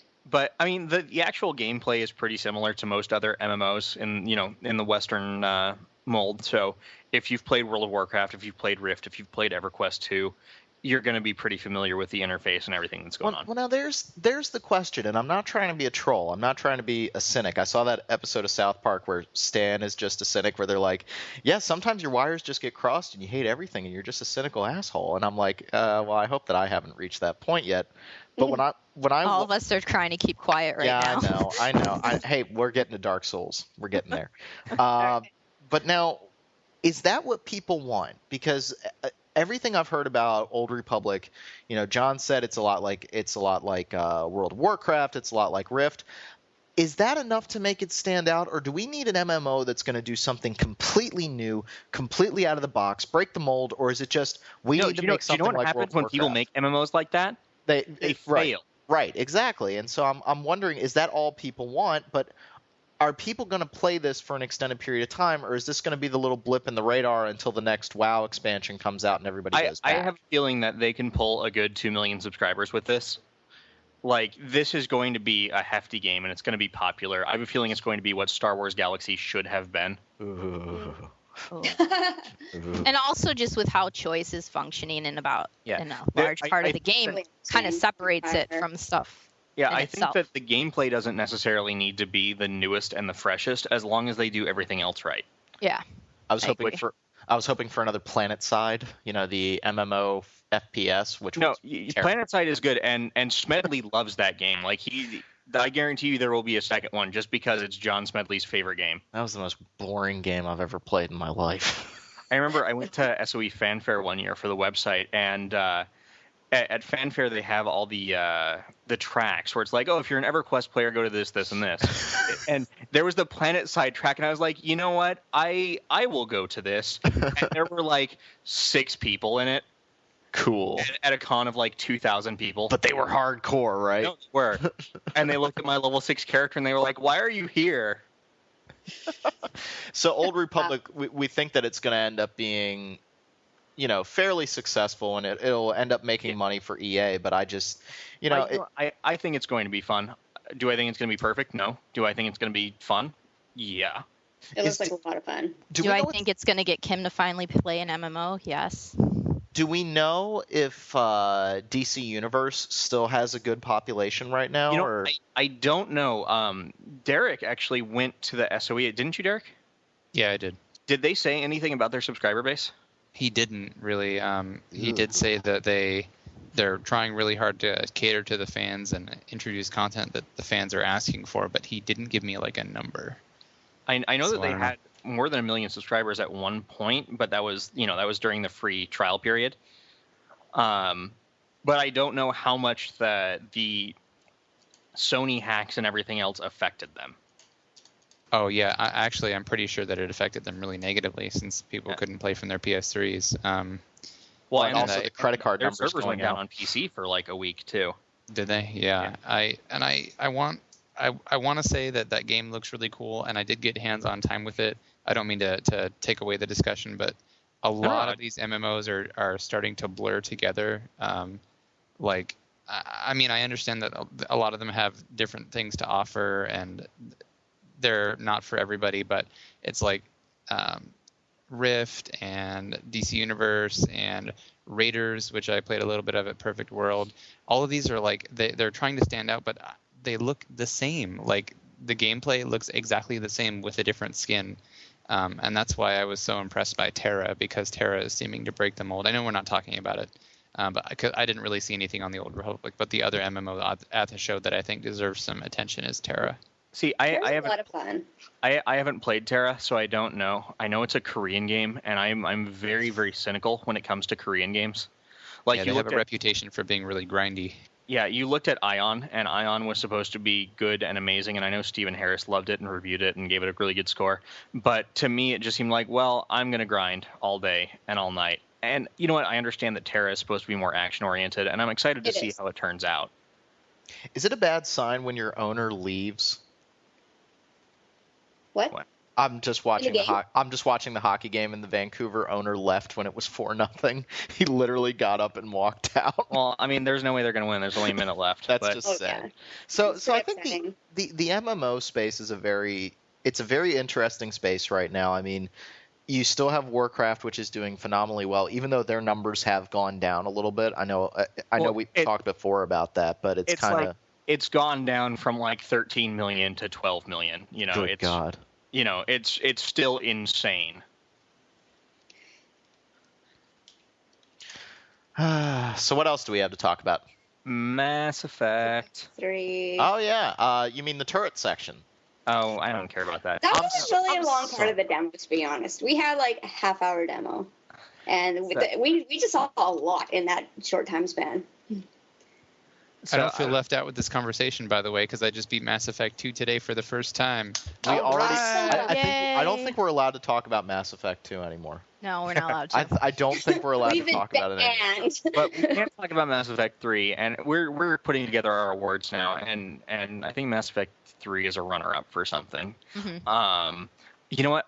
I think Mass Effect 3 is going to be a fantastic game, but it's not making my top 5 list because, you know what? It's got really cool stuff, and it's going to be epic, but it really just looks to me like it's going to be Mass Effect 2 with more stuff.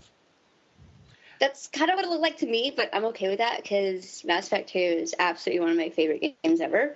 But I like some of the, it's going to be bigger environments, and I like some of the changes they made, like to the weapons, that you can customize them individually now, and then what else do they do? Oh, the way they change the powers. That's more in depth than, here, you can evolve your powers. Oh, yeah. So I like that. In Mass Effect John, 2. 1 sec. You're doing robot talk again. Robot? Am I robot-y? Just a little. I just want to fix it up a little bit. Now? Better? Is that better? Yes, much better. Yeah, you're good. Okay, I think I've got a loose cable or something in this headset.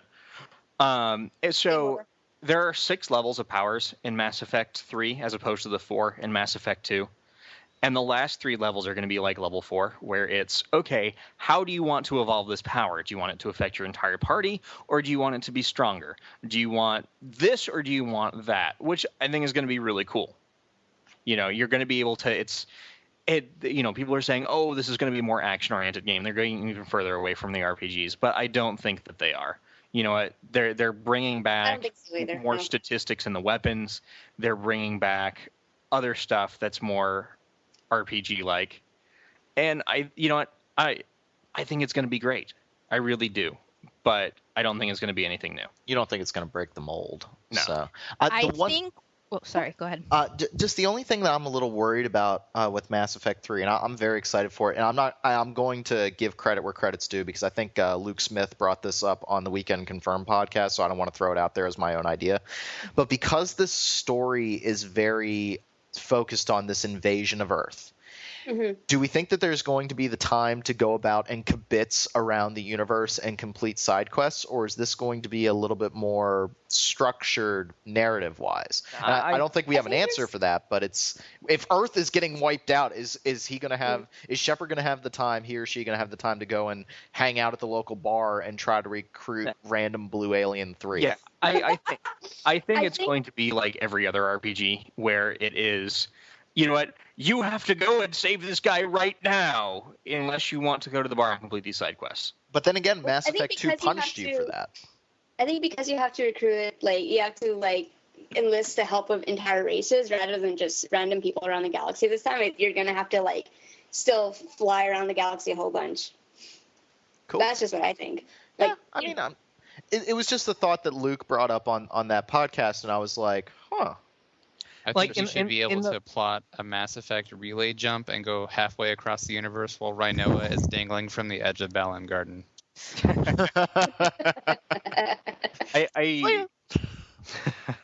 I really think that where Mass Effect 3 and kind of the vibe I was getting from the demo, I'm not going to spoil anything, is that it's going to be an interesting conclusion. I don't think it's going to be as predictable as everybody is hoping, where you are heroic without making any sacrifices along the way. I think as I watched that demo, I kind of got, for the first time ever, a little doubtful, as if Shepard is really going to be able to do this in a way. You know how I can't stand to see anyone die and how I have to be good in these games. I don't know if it's always going to be as cut and dry.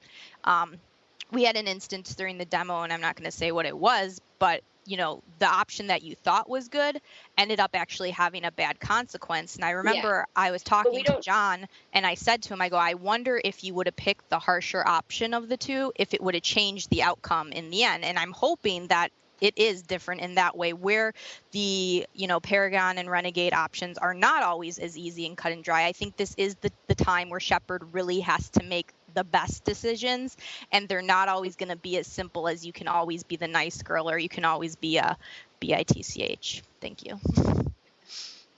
I think with the demo, I think they're trying to show that there's a low point where I don't know if the low point was what we saw in the demo, but I think they're trying to show I saw that can't whole really demo say as a for- foreshadow for something that might not be as, But I think what they're trying to show is like they're trying to put a little bit of doubt on your mind. Like, can you actually save Earth? Can you do this? Can you beat the Reapers? Because they're huge, and you got to do it somehow. It's just a matter of figuring out how. Yeah, they're space puppets.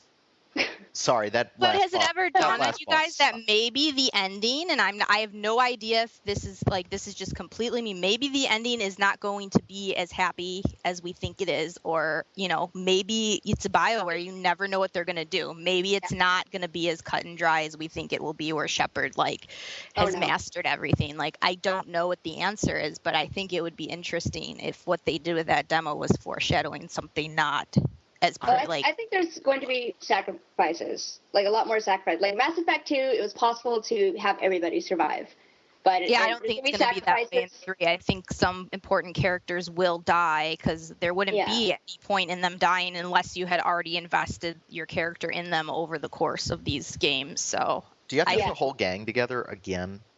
Or do you just they said that that allies weren't going to work the same way that they did in previous games. Yeah. Mm-hmm. So we don't know if specific story missions are going to have specific allies. Huh. Like during one of the missions, you had. They said some allies may come and go. They're not going to be like permanent squad members necessarily. So part of the demo was them rescuing a Krogan female. Whoa. And hot. Morden Not so and much. Rex were talking to you from far away, and you had Liara and Garrett Garrus with you. And that just may be the way that mission is set up. We don't know.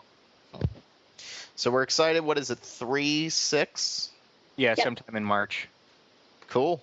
So I'm looking excited. forward to it. I'm really looking forward to it. I loved Mass Effect 2. Maybe I'll even go and play Mass Effect 1. I'm a little sad because this will be the final, and so now I have to find something else to get. It won't be. invested in. It won't be the final one. Yes, it will, Rob. BioWare, will when they be. say something, they stick to it. I'm going to pre-order the collector's edition like tomorrow. Well, then I'm holding them to. We screwed up with Dragon Age 2. Sorry, we'll fix it. Our bad. Well, no, I'm just saying whenever they have said that they've planned something to be this many games, it usually they don't. Was that go before or around after they were acquired by EA? I know. I'm being cynical. I think I think we're still gonna see products in the Mass Effect universe, but I think Shepard's trilogy will hopefully be done. But then again, Master Chief came back, which was a cool trailer for Master Chief coming back. But I did kind of find that to be like another Halo trilogy. All right. Yeah, and that's when I thought Bungie was done with Halo. That's not Bungie. That's 343 or 4 or whatever. Internal studio. Yeah, that's Peyton. That's Peyton's studio. Ryan Peyton went over there after working with Hideo Kojima. So that's the other interesting rumor about E3, and then we'll get to the last game. The word is that the Metal Gear Solid crew is no longer working on Rising, and it's actually Platinum. That's a huge rumor right now, which I believe. Yeah. I believe it 100%. They didn't show it.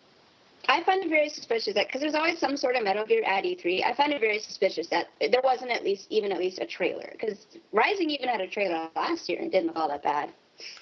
It looked different, but I didn't know what to make of it when they showed it last year, but I think it's very telling that Kojima also had that tweet where he was like, yep, everything I worked on for a year is gone. And I'm like, yeah, that was my big clue too. Yeah, I saw that just before E3, and I was like, what the hell is he talking about? It's going to be Metal Gear Solid Rising StarCraft Ghost. Oh, cool. I'd be okay with that. Awesome. I'd be okay with that. Well, I'm going to buy that Metal Gear collection thing just to play Metal Gear Solid 3 at 60 frames per second in HD. All right, we got our Metal Gear for the day. Yes. Okay, so do we just have one more game to talk about, and it's the most important game? I think that we saved this for Rob to do his monologue. Hey. All right, Rob. Okay. Rob, this one's for you. Okay. Deep breath. Please tell me about Dark Souls. I am so freaking excited. It sucked. It was so bad. No. You actually play as Ronald McDonald, and you have to give everybody balls from the playpen. Actually, that might be the. I could see Ronald McDonald walking around. That's your souls. You lose the balls from the playpen. quick, Oh my god. AFK McDonald's. Quick non-game thing aside, Zdeno Chara looks absolutely crazy right now. Yes, he does. Who got the Conn Smythe? Tim Thomas. Oh, awesome. Yeah, of course. He's only the second U.S. Damn it, you guys. Okay, back to Sorry. All right, Dark Souls. Well, first off, the big thing that they're Can you play selling hockey in Dark Souls? No, Yes. you cannot. I wish you could. But there's one big seamless world here, and all the levels are connected, opposed to like in Demon Souls when you warped. And you can go anywhere right from the beginning, so there's no ploys to find like a special item or something to get further in the game. But the story is very simple at its core. Basically, you lost your humanity, you're placed into this world, and you're just trying to get back to your human form again.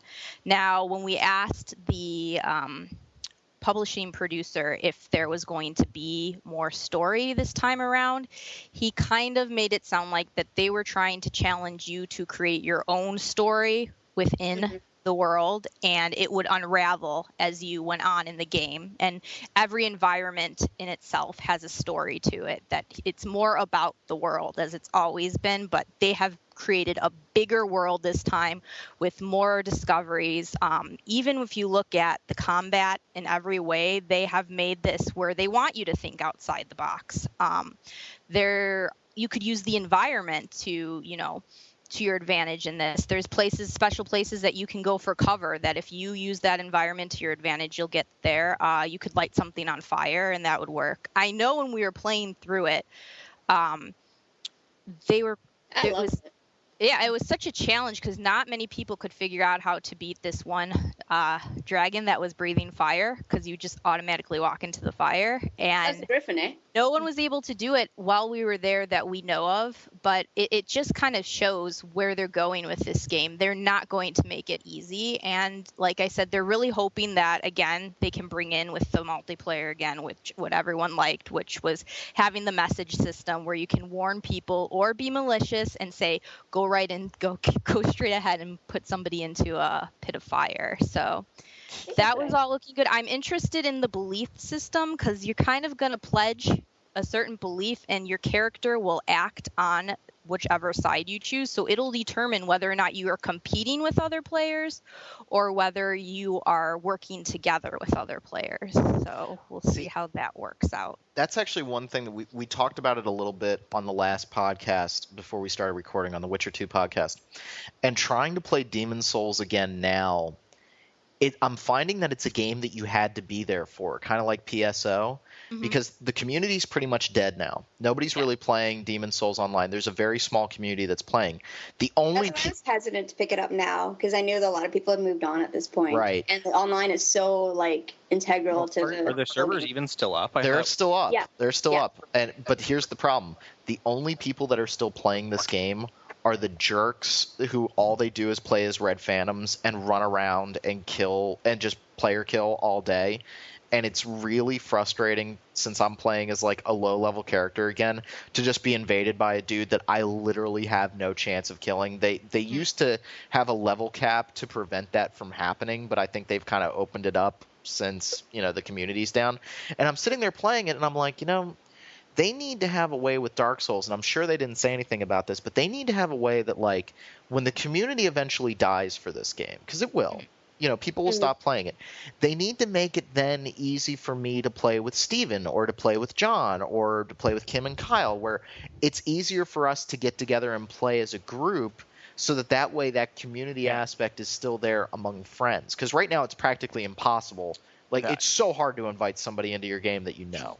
I don't think that's going to change for Dark Souls.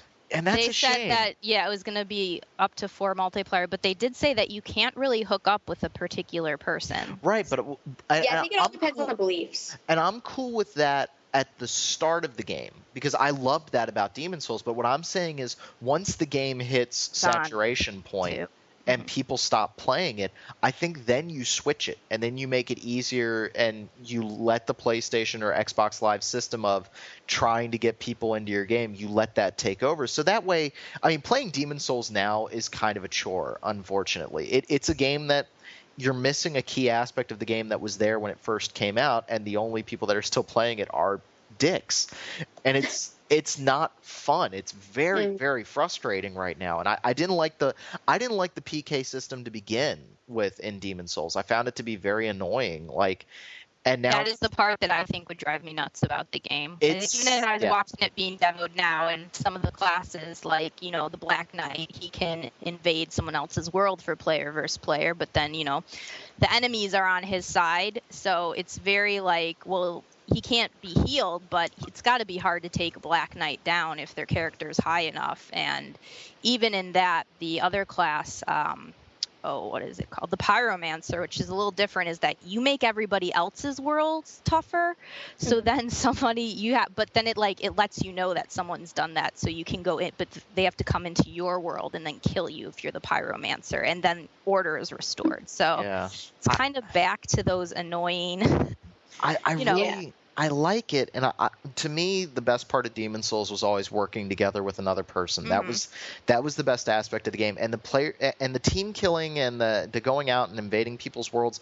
It was intense, but I didn't find it fun. And I think one of the ways that they're getting around that is the main complaint that I had about the game, which was if you were running around with 100 health items and the other guy was running around with 100 health items, you had the same Mexican standoff where all you would do is hit each other and then walk away and take a health potion. Now, since you're limited to 5, based on when you touch one of these bonfires that you're using as a checkpoint, it makes the health potion system that much more intense. Like now you're not just, oh, wow, I got hit. Okay, let me just take a little, full moon grass. Okay, there we go.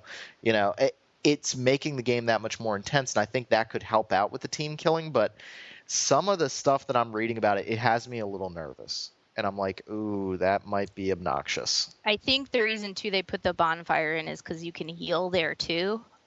So that will help if you're by that area when these people come into your game. I don't know. I'm really excited for it, but the only thing that I think the worst part of Demon Souls was the player killing, was the PvP. I think that was the worst part of Demon Souls. It was very frustrating. It's intense. It's super, super intense. And there's a great feeling when, a Red Phantom comes into your game and you're sitting there with 2 other guys and you just kind of look at the Red Phantom and he's going, crap. Like, that's a really good feeling, but I found it to be the worst aspect. John, you reviewed the game. Did it piss you off? You have to remember, I was playing a pre-release version, and we didn't have the same type of online stuff. That's right. It can really piss you off when you're in the middle of a level, and then somebody just comes right in, and you had no chance of beating them. Well, I mean, the game is challenging in itself to figure out how to get past things. I can't imagine that someone just coming into your game and adding that extra level, It didn't happen.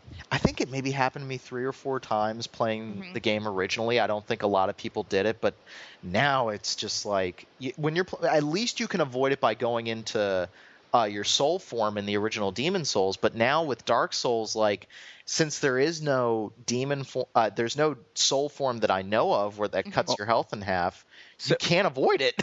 What I understand is there's like a humanity system where you'll gain and lose humanity, and that's going to affect your death similar to your soul stuff.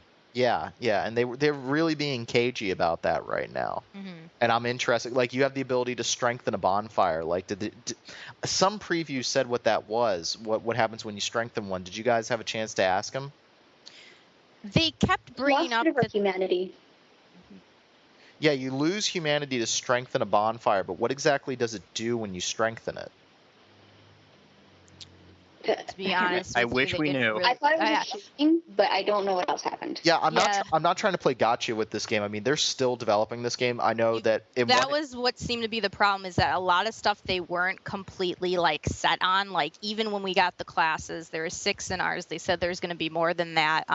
They kept saying that the bonfires were going to be this dynamic thing, or you were going to be able to share experiences with others through it and everything. But they never really had the specifics on what they were going to do with it. Just that it was going to be innovative, but they didn't say why. That worries me because the game's due out in September in Japan, and they still. I know in one interview they said, "Well, we don't know if we're going to have a mana system in the game. Right now, we just have charges on the spells that you refill when you get to a bonfire. So we're not even sure if we're going to put that in the game." And I'm sitting there going, like, "You guys are 3 months from release, like." Yeah, that was the vibe I got when I was through it, that they were still ironing out a lot of kinks. They still haven't made all their real decisive Yeah, like choices yet classes and in stuff. this. So things could change from what we got here.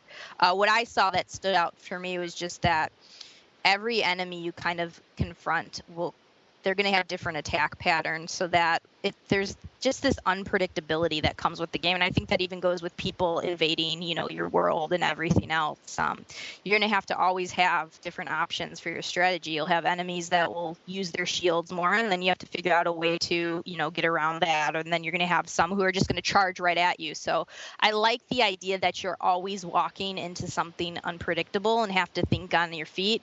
The other point, I can see where that can get a little frustrating. They said that they try to make it, they know this game is harder than the other one, but that they're going to make it less frustrating by giving the player more options than just one to get past a certain area. So, are you going to play it, Kim?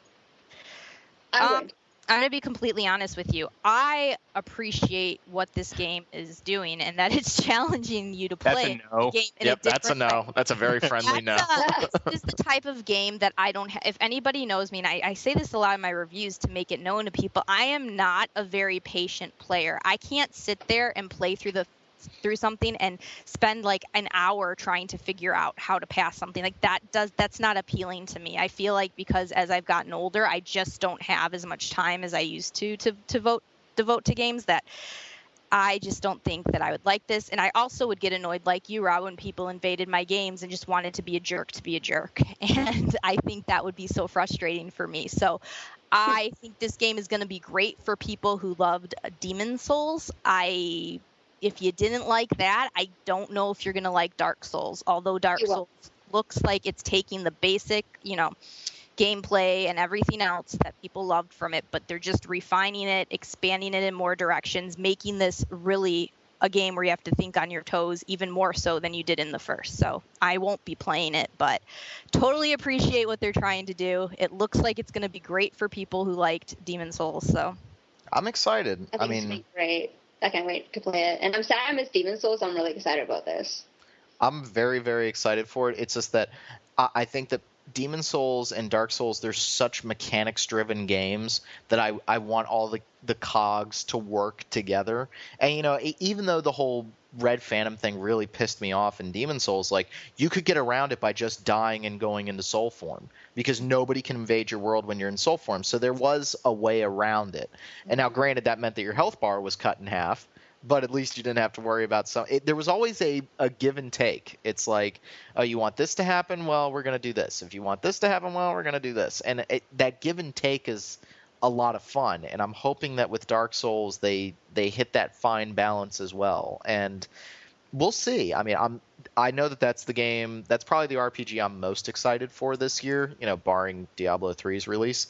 But Diablo 3 is not coming this year. Shut up. Shut up. I mean, Rob, I'll be honest. I have a feeling it's not. It won me over, as in like, wow, this is going to be a pretty great game, but it still didn't win me over enough where I was like, no, that's fair. I mean, it looks. I didn't like the controls on it, to be honest with you. And I talked to John about it, and he said even in Demon Souls, you had to get used to them a little bit before. And I think it's because I had my hands-on time with it, but I didn't get to really, really sit there and experiment as much. Like our big thing was we wanted to try out all of the classes and see how they functioned. And so we didn't have time to really go through all the controls, but it still probably has that same a little bit, takes some time to get used to. Yeah, Demon Souls was at least a very one-on-one game. Like when you're fighting one enemy one-on-one, it feels like an actual sword fight where you're being careful with your moves and you're being careful with your timing. When you start fighting multiple enemies, it kind of turns into a cluster F. Like, it gets really bad really quickly because the targeting system I can see that. Yeah, well, the targeting system is straight out of, Zelda, where you Z-target on somebody and you strafe around them and look for your opening. And if you get surrounded by more than, 2 or 3 dudes, you're in a world of hurt, especially if they're tough. Demon Souls is meant to be, like, the slow game. Like, playing it again, you have to be in the right frame of mind when you play that game. If you try to play it like, Batman or God of War, you just die really, really fast. But if you play it like Silent Hill, where you're walking around, shield up and being very cautious about everything you do, like every corner you walk around, you have your shield up anticipating an attack, it's an awesome game. But it can break very quickly if you try to play it like an action game. Mm-hmm. No, I could see that. What were the other classes? So there was Pyromancer, Dark Knight, Black Knight. Black Knight. No, sorry. I thought Batman was... There's the Solar of Astoria, which is one that you actually be able... The good class where you could heal people in other games. That was weird, too, because they said that the Black Knight and the guy that you just said, the Solaria, they were classes that were Uber classes, and some reports were saying that those weren't like available classes at the start of the game, but then your preview based on your interview with the producer, he was saying, no, we're going to have that available. Maybe not as powered up, but... Well, we were right in the demo. We were right at the beginning of the game and all the classes were available. They didn't really state that these wouldn't be available. I wrote them all down. I talked to the guy. They didn't seem to have where they would be, not available. So the only thing they're iffy on is if they're being... what happened with this was there's a lot, and because even what I'm gathering from you is there's a lot of conflicting information. Yeah. There really is. I think a lot of that comes from uncertainty of what they're exactly trying to do. Because I remember even as we were sitting there at the demo, they'd say one thing and then they'd be like, well, we're not exactly sure that this is going to be how it's going to go. So a lot of it seems up in the air with no definite, like, this will happen for sure or won't. I think the ideas are there. They just are working out how they're actually going to execute in everything. It's such a weird game design philosophy because I think we're so used to these games being, honed and then perfected and polished up. And Dark Souls is 3 months from release, and they're still coming up with stuff. Like, they're still trying stuff. And then you look at something like, I know the Rocksteady guys said that Arkham City has been done for almost a year and a half. They were like, oh, yeah, we finished it quick. We've just been polishing the crap out of it.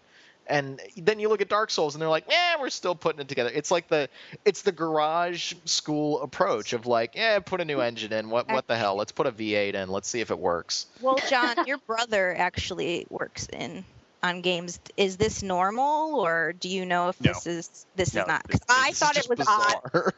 I thought it was odd too that it was 3 months out and they still kind of were speculating over stuff. Because I thought, it's not like this game is a year from release. It's getting close to the date and they still didn't have anything. But I didn't want to sit there and make assumptions based on something that I'm not, entirely sure of how it works. So this based on what I understand, I want to make note. My brother's a network programmer, so he's not, in game design, but this is about the time where everything should be just about finalized and they should start working on QA. Mm-hmm. Yeah. Do you think that I have a feeling this has a potential of being delayed if they don't get all this stuff sorted out? I'm wondering if they're just sorting out minor stuff and they have the majority of it down, like the main game, and they're just working out like classes and whatever else you said. It could also be the fact that the classes in Demon Souls, they didn't really mean crap. I mean, they were just a starting point. Now, granted, if you picked a thief class to start that game, it was a giant headache. I'm glad I did that the second time through, where you're so ridiculously weak. But like, it could just be that they have these ideas out there and they're just finalizing the classes, because you could make any kind of class. At the start of Demon Souls, if you picked a mage class, you could make him into a warrior in just a couple level ups. It was just starting equipment and starting stats.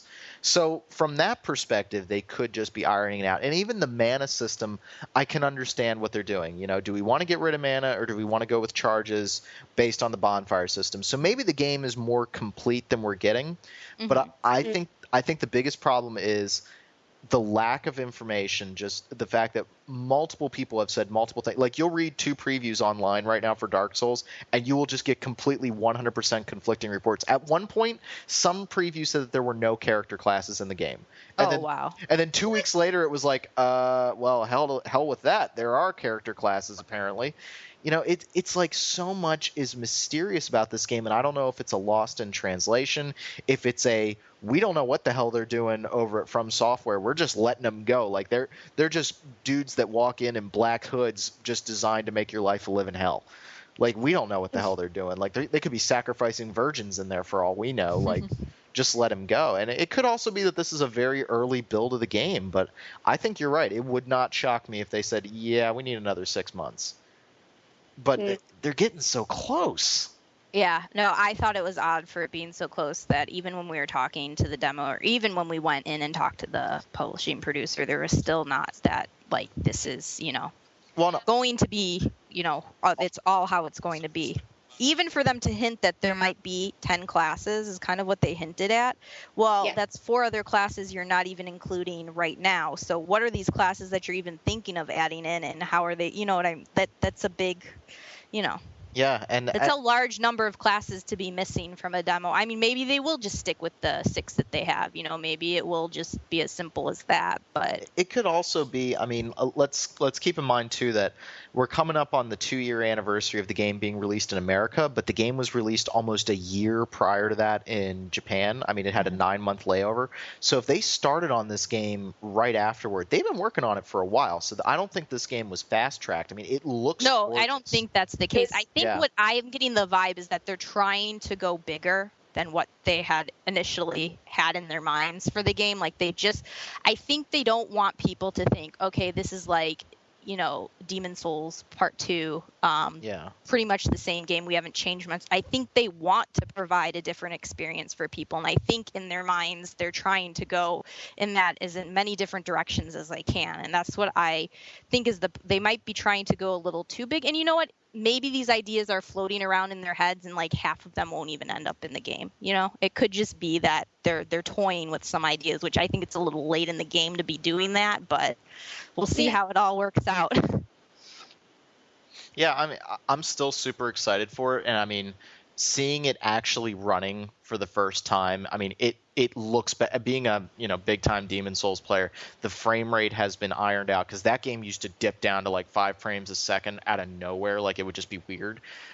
It looks better from an animation standpoint. The character, like the creature design, it looks like they literally just entered my nightmares and just came up with the nastiest crap ever.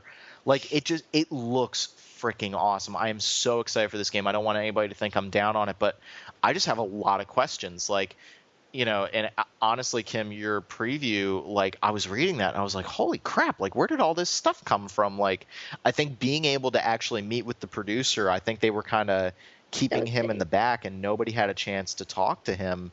And like you had to get specifically an appointment. We John, you're a robot again. Beep, a little bit, yeah. Beep, boop, beep. I'm a robot. Yeah, you are a robot. Wow. Beep, boop, beep. No, you're right. The way it was set up, we actually had an hour appointment with Namco Bandai, and all of it was Dark Souls. I'm so excited for that game. I love the fact that they're doing another collector's edition, and I was thinking about this too. Like, the collector's edition of Demon Souls, where it came with the manual, I know that a lot of people are like, oh, never use a manual, and I'm the same way.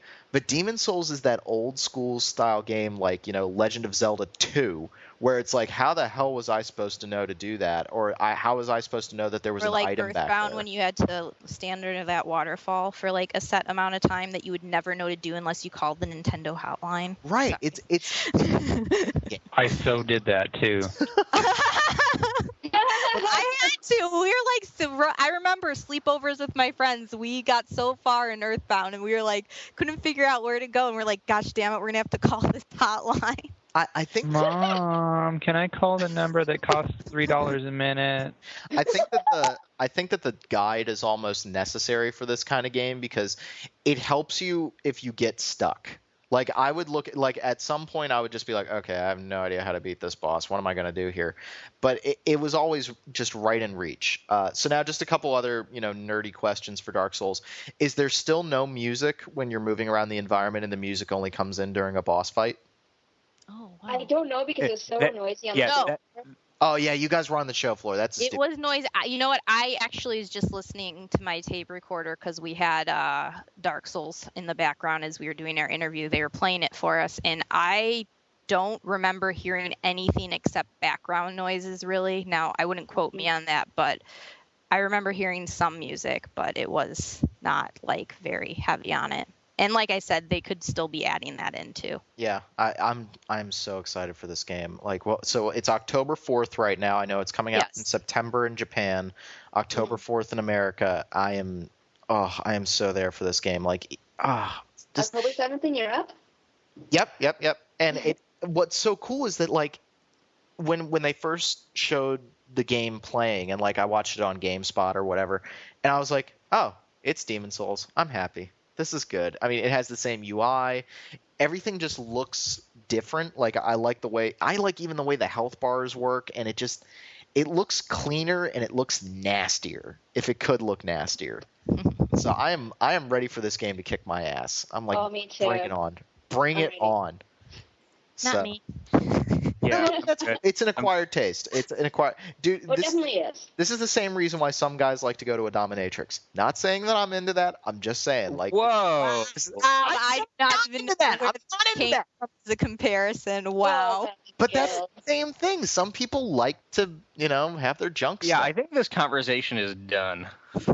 Sorry, I'm just so that was probably outside of Batman Arkham City. Dark Souls was my game of the show. Like I saw it, I was just like, really enjoy it, Rob. Well, guess what? It's not our game of show, but we're not done with our awards, and this podcast will probably be up around the time that they are, so you don't get to know until you read our awards. oh, fine. Yeah. So do we have any other things to talk about? I know we've gone almost 2 hours now. So. Yeah, no, we need to wrap up, but things that were sadly gone, Xenoblade, the last story. So no. None of the tales broke Shot me to in the their- heart. Yes. To play.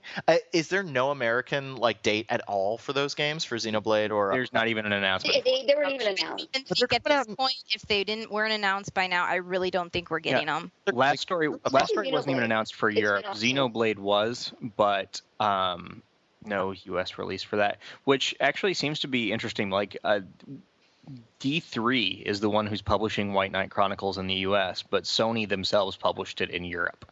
Huh. Weird. Yeah. And Sony published the first one here.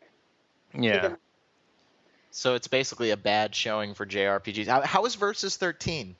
Ooh. About the Oh. same as Valkyria Chronicles 3. Ooh. You know what what, about what about Kingdom Hearts 3? They announced that, right? Stop it! You're hurting me. Look, Rob, there's one thing to bitch about games that are out in Japan but aren't coming here, and another to bitch about a game that's never even been announced. Okay, fair enough. But I think it's just funny that now I'm seeing Square Enix on Tomb Raider, on Hitman Absolution, on Deus Ex, and I'm like, huh. I have hopes for that Tomb Raider game, by the way. Yeah, that's pretty cool.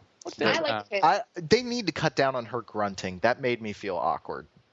Like, Yeah, that This was from the not- man who visits dominatrixes. I didn't say I visited Dominatrix.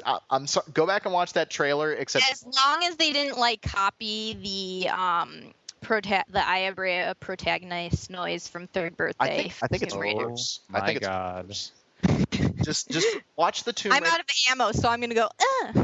No. Watch the Tomb Raider video, but Okay. look away from the screen and just Okay. listen to it and tell me how bad it is. I was excited because they said they were gonna make her more of a more realistic female, but Well, they cut her chest size down by about 3/4, so she actually looks like a normal human being now.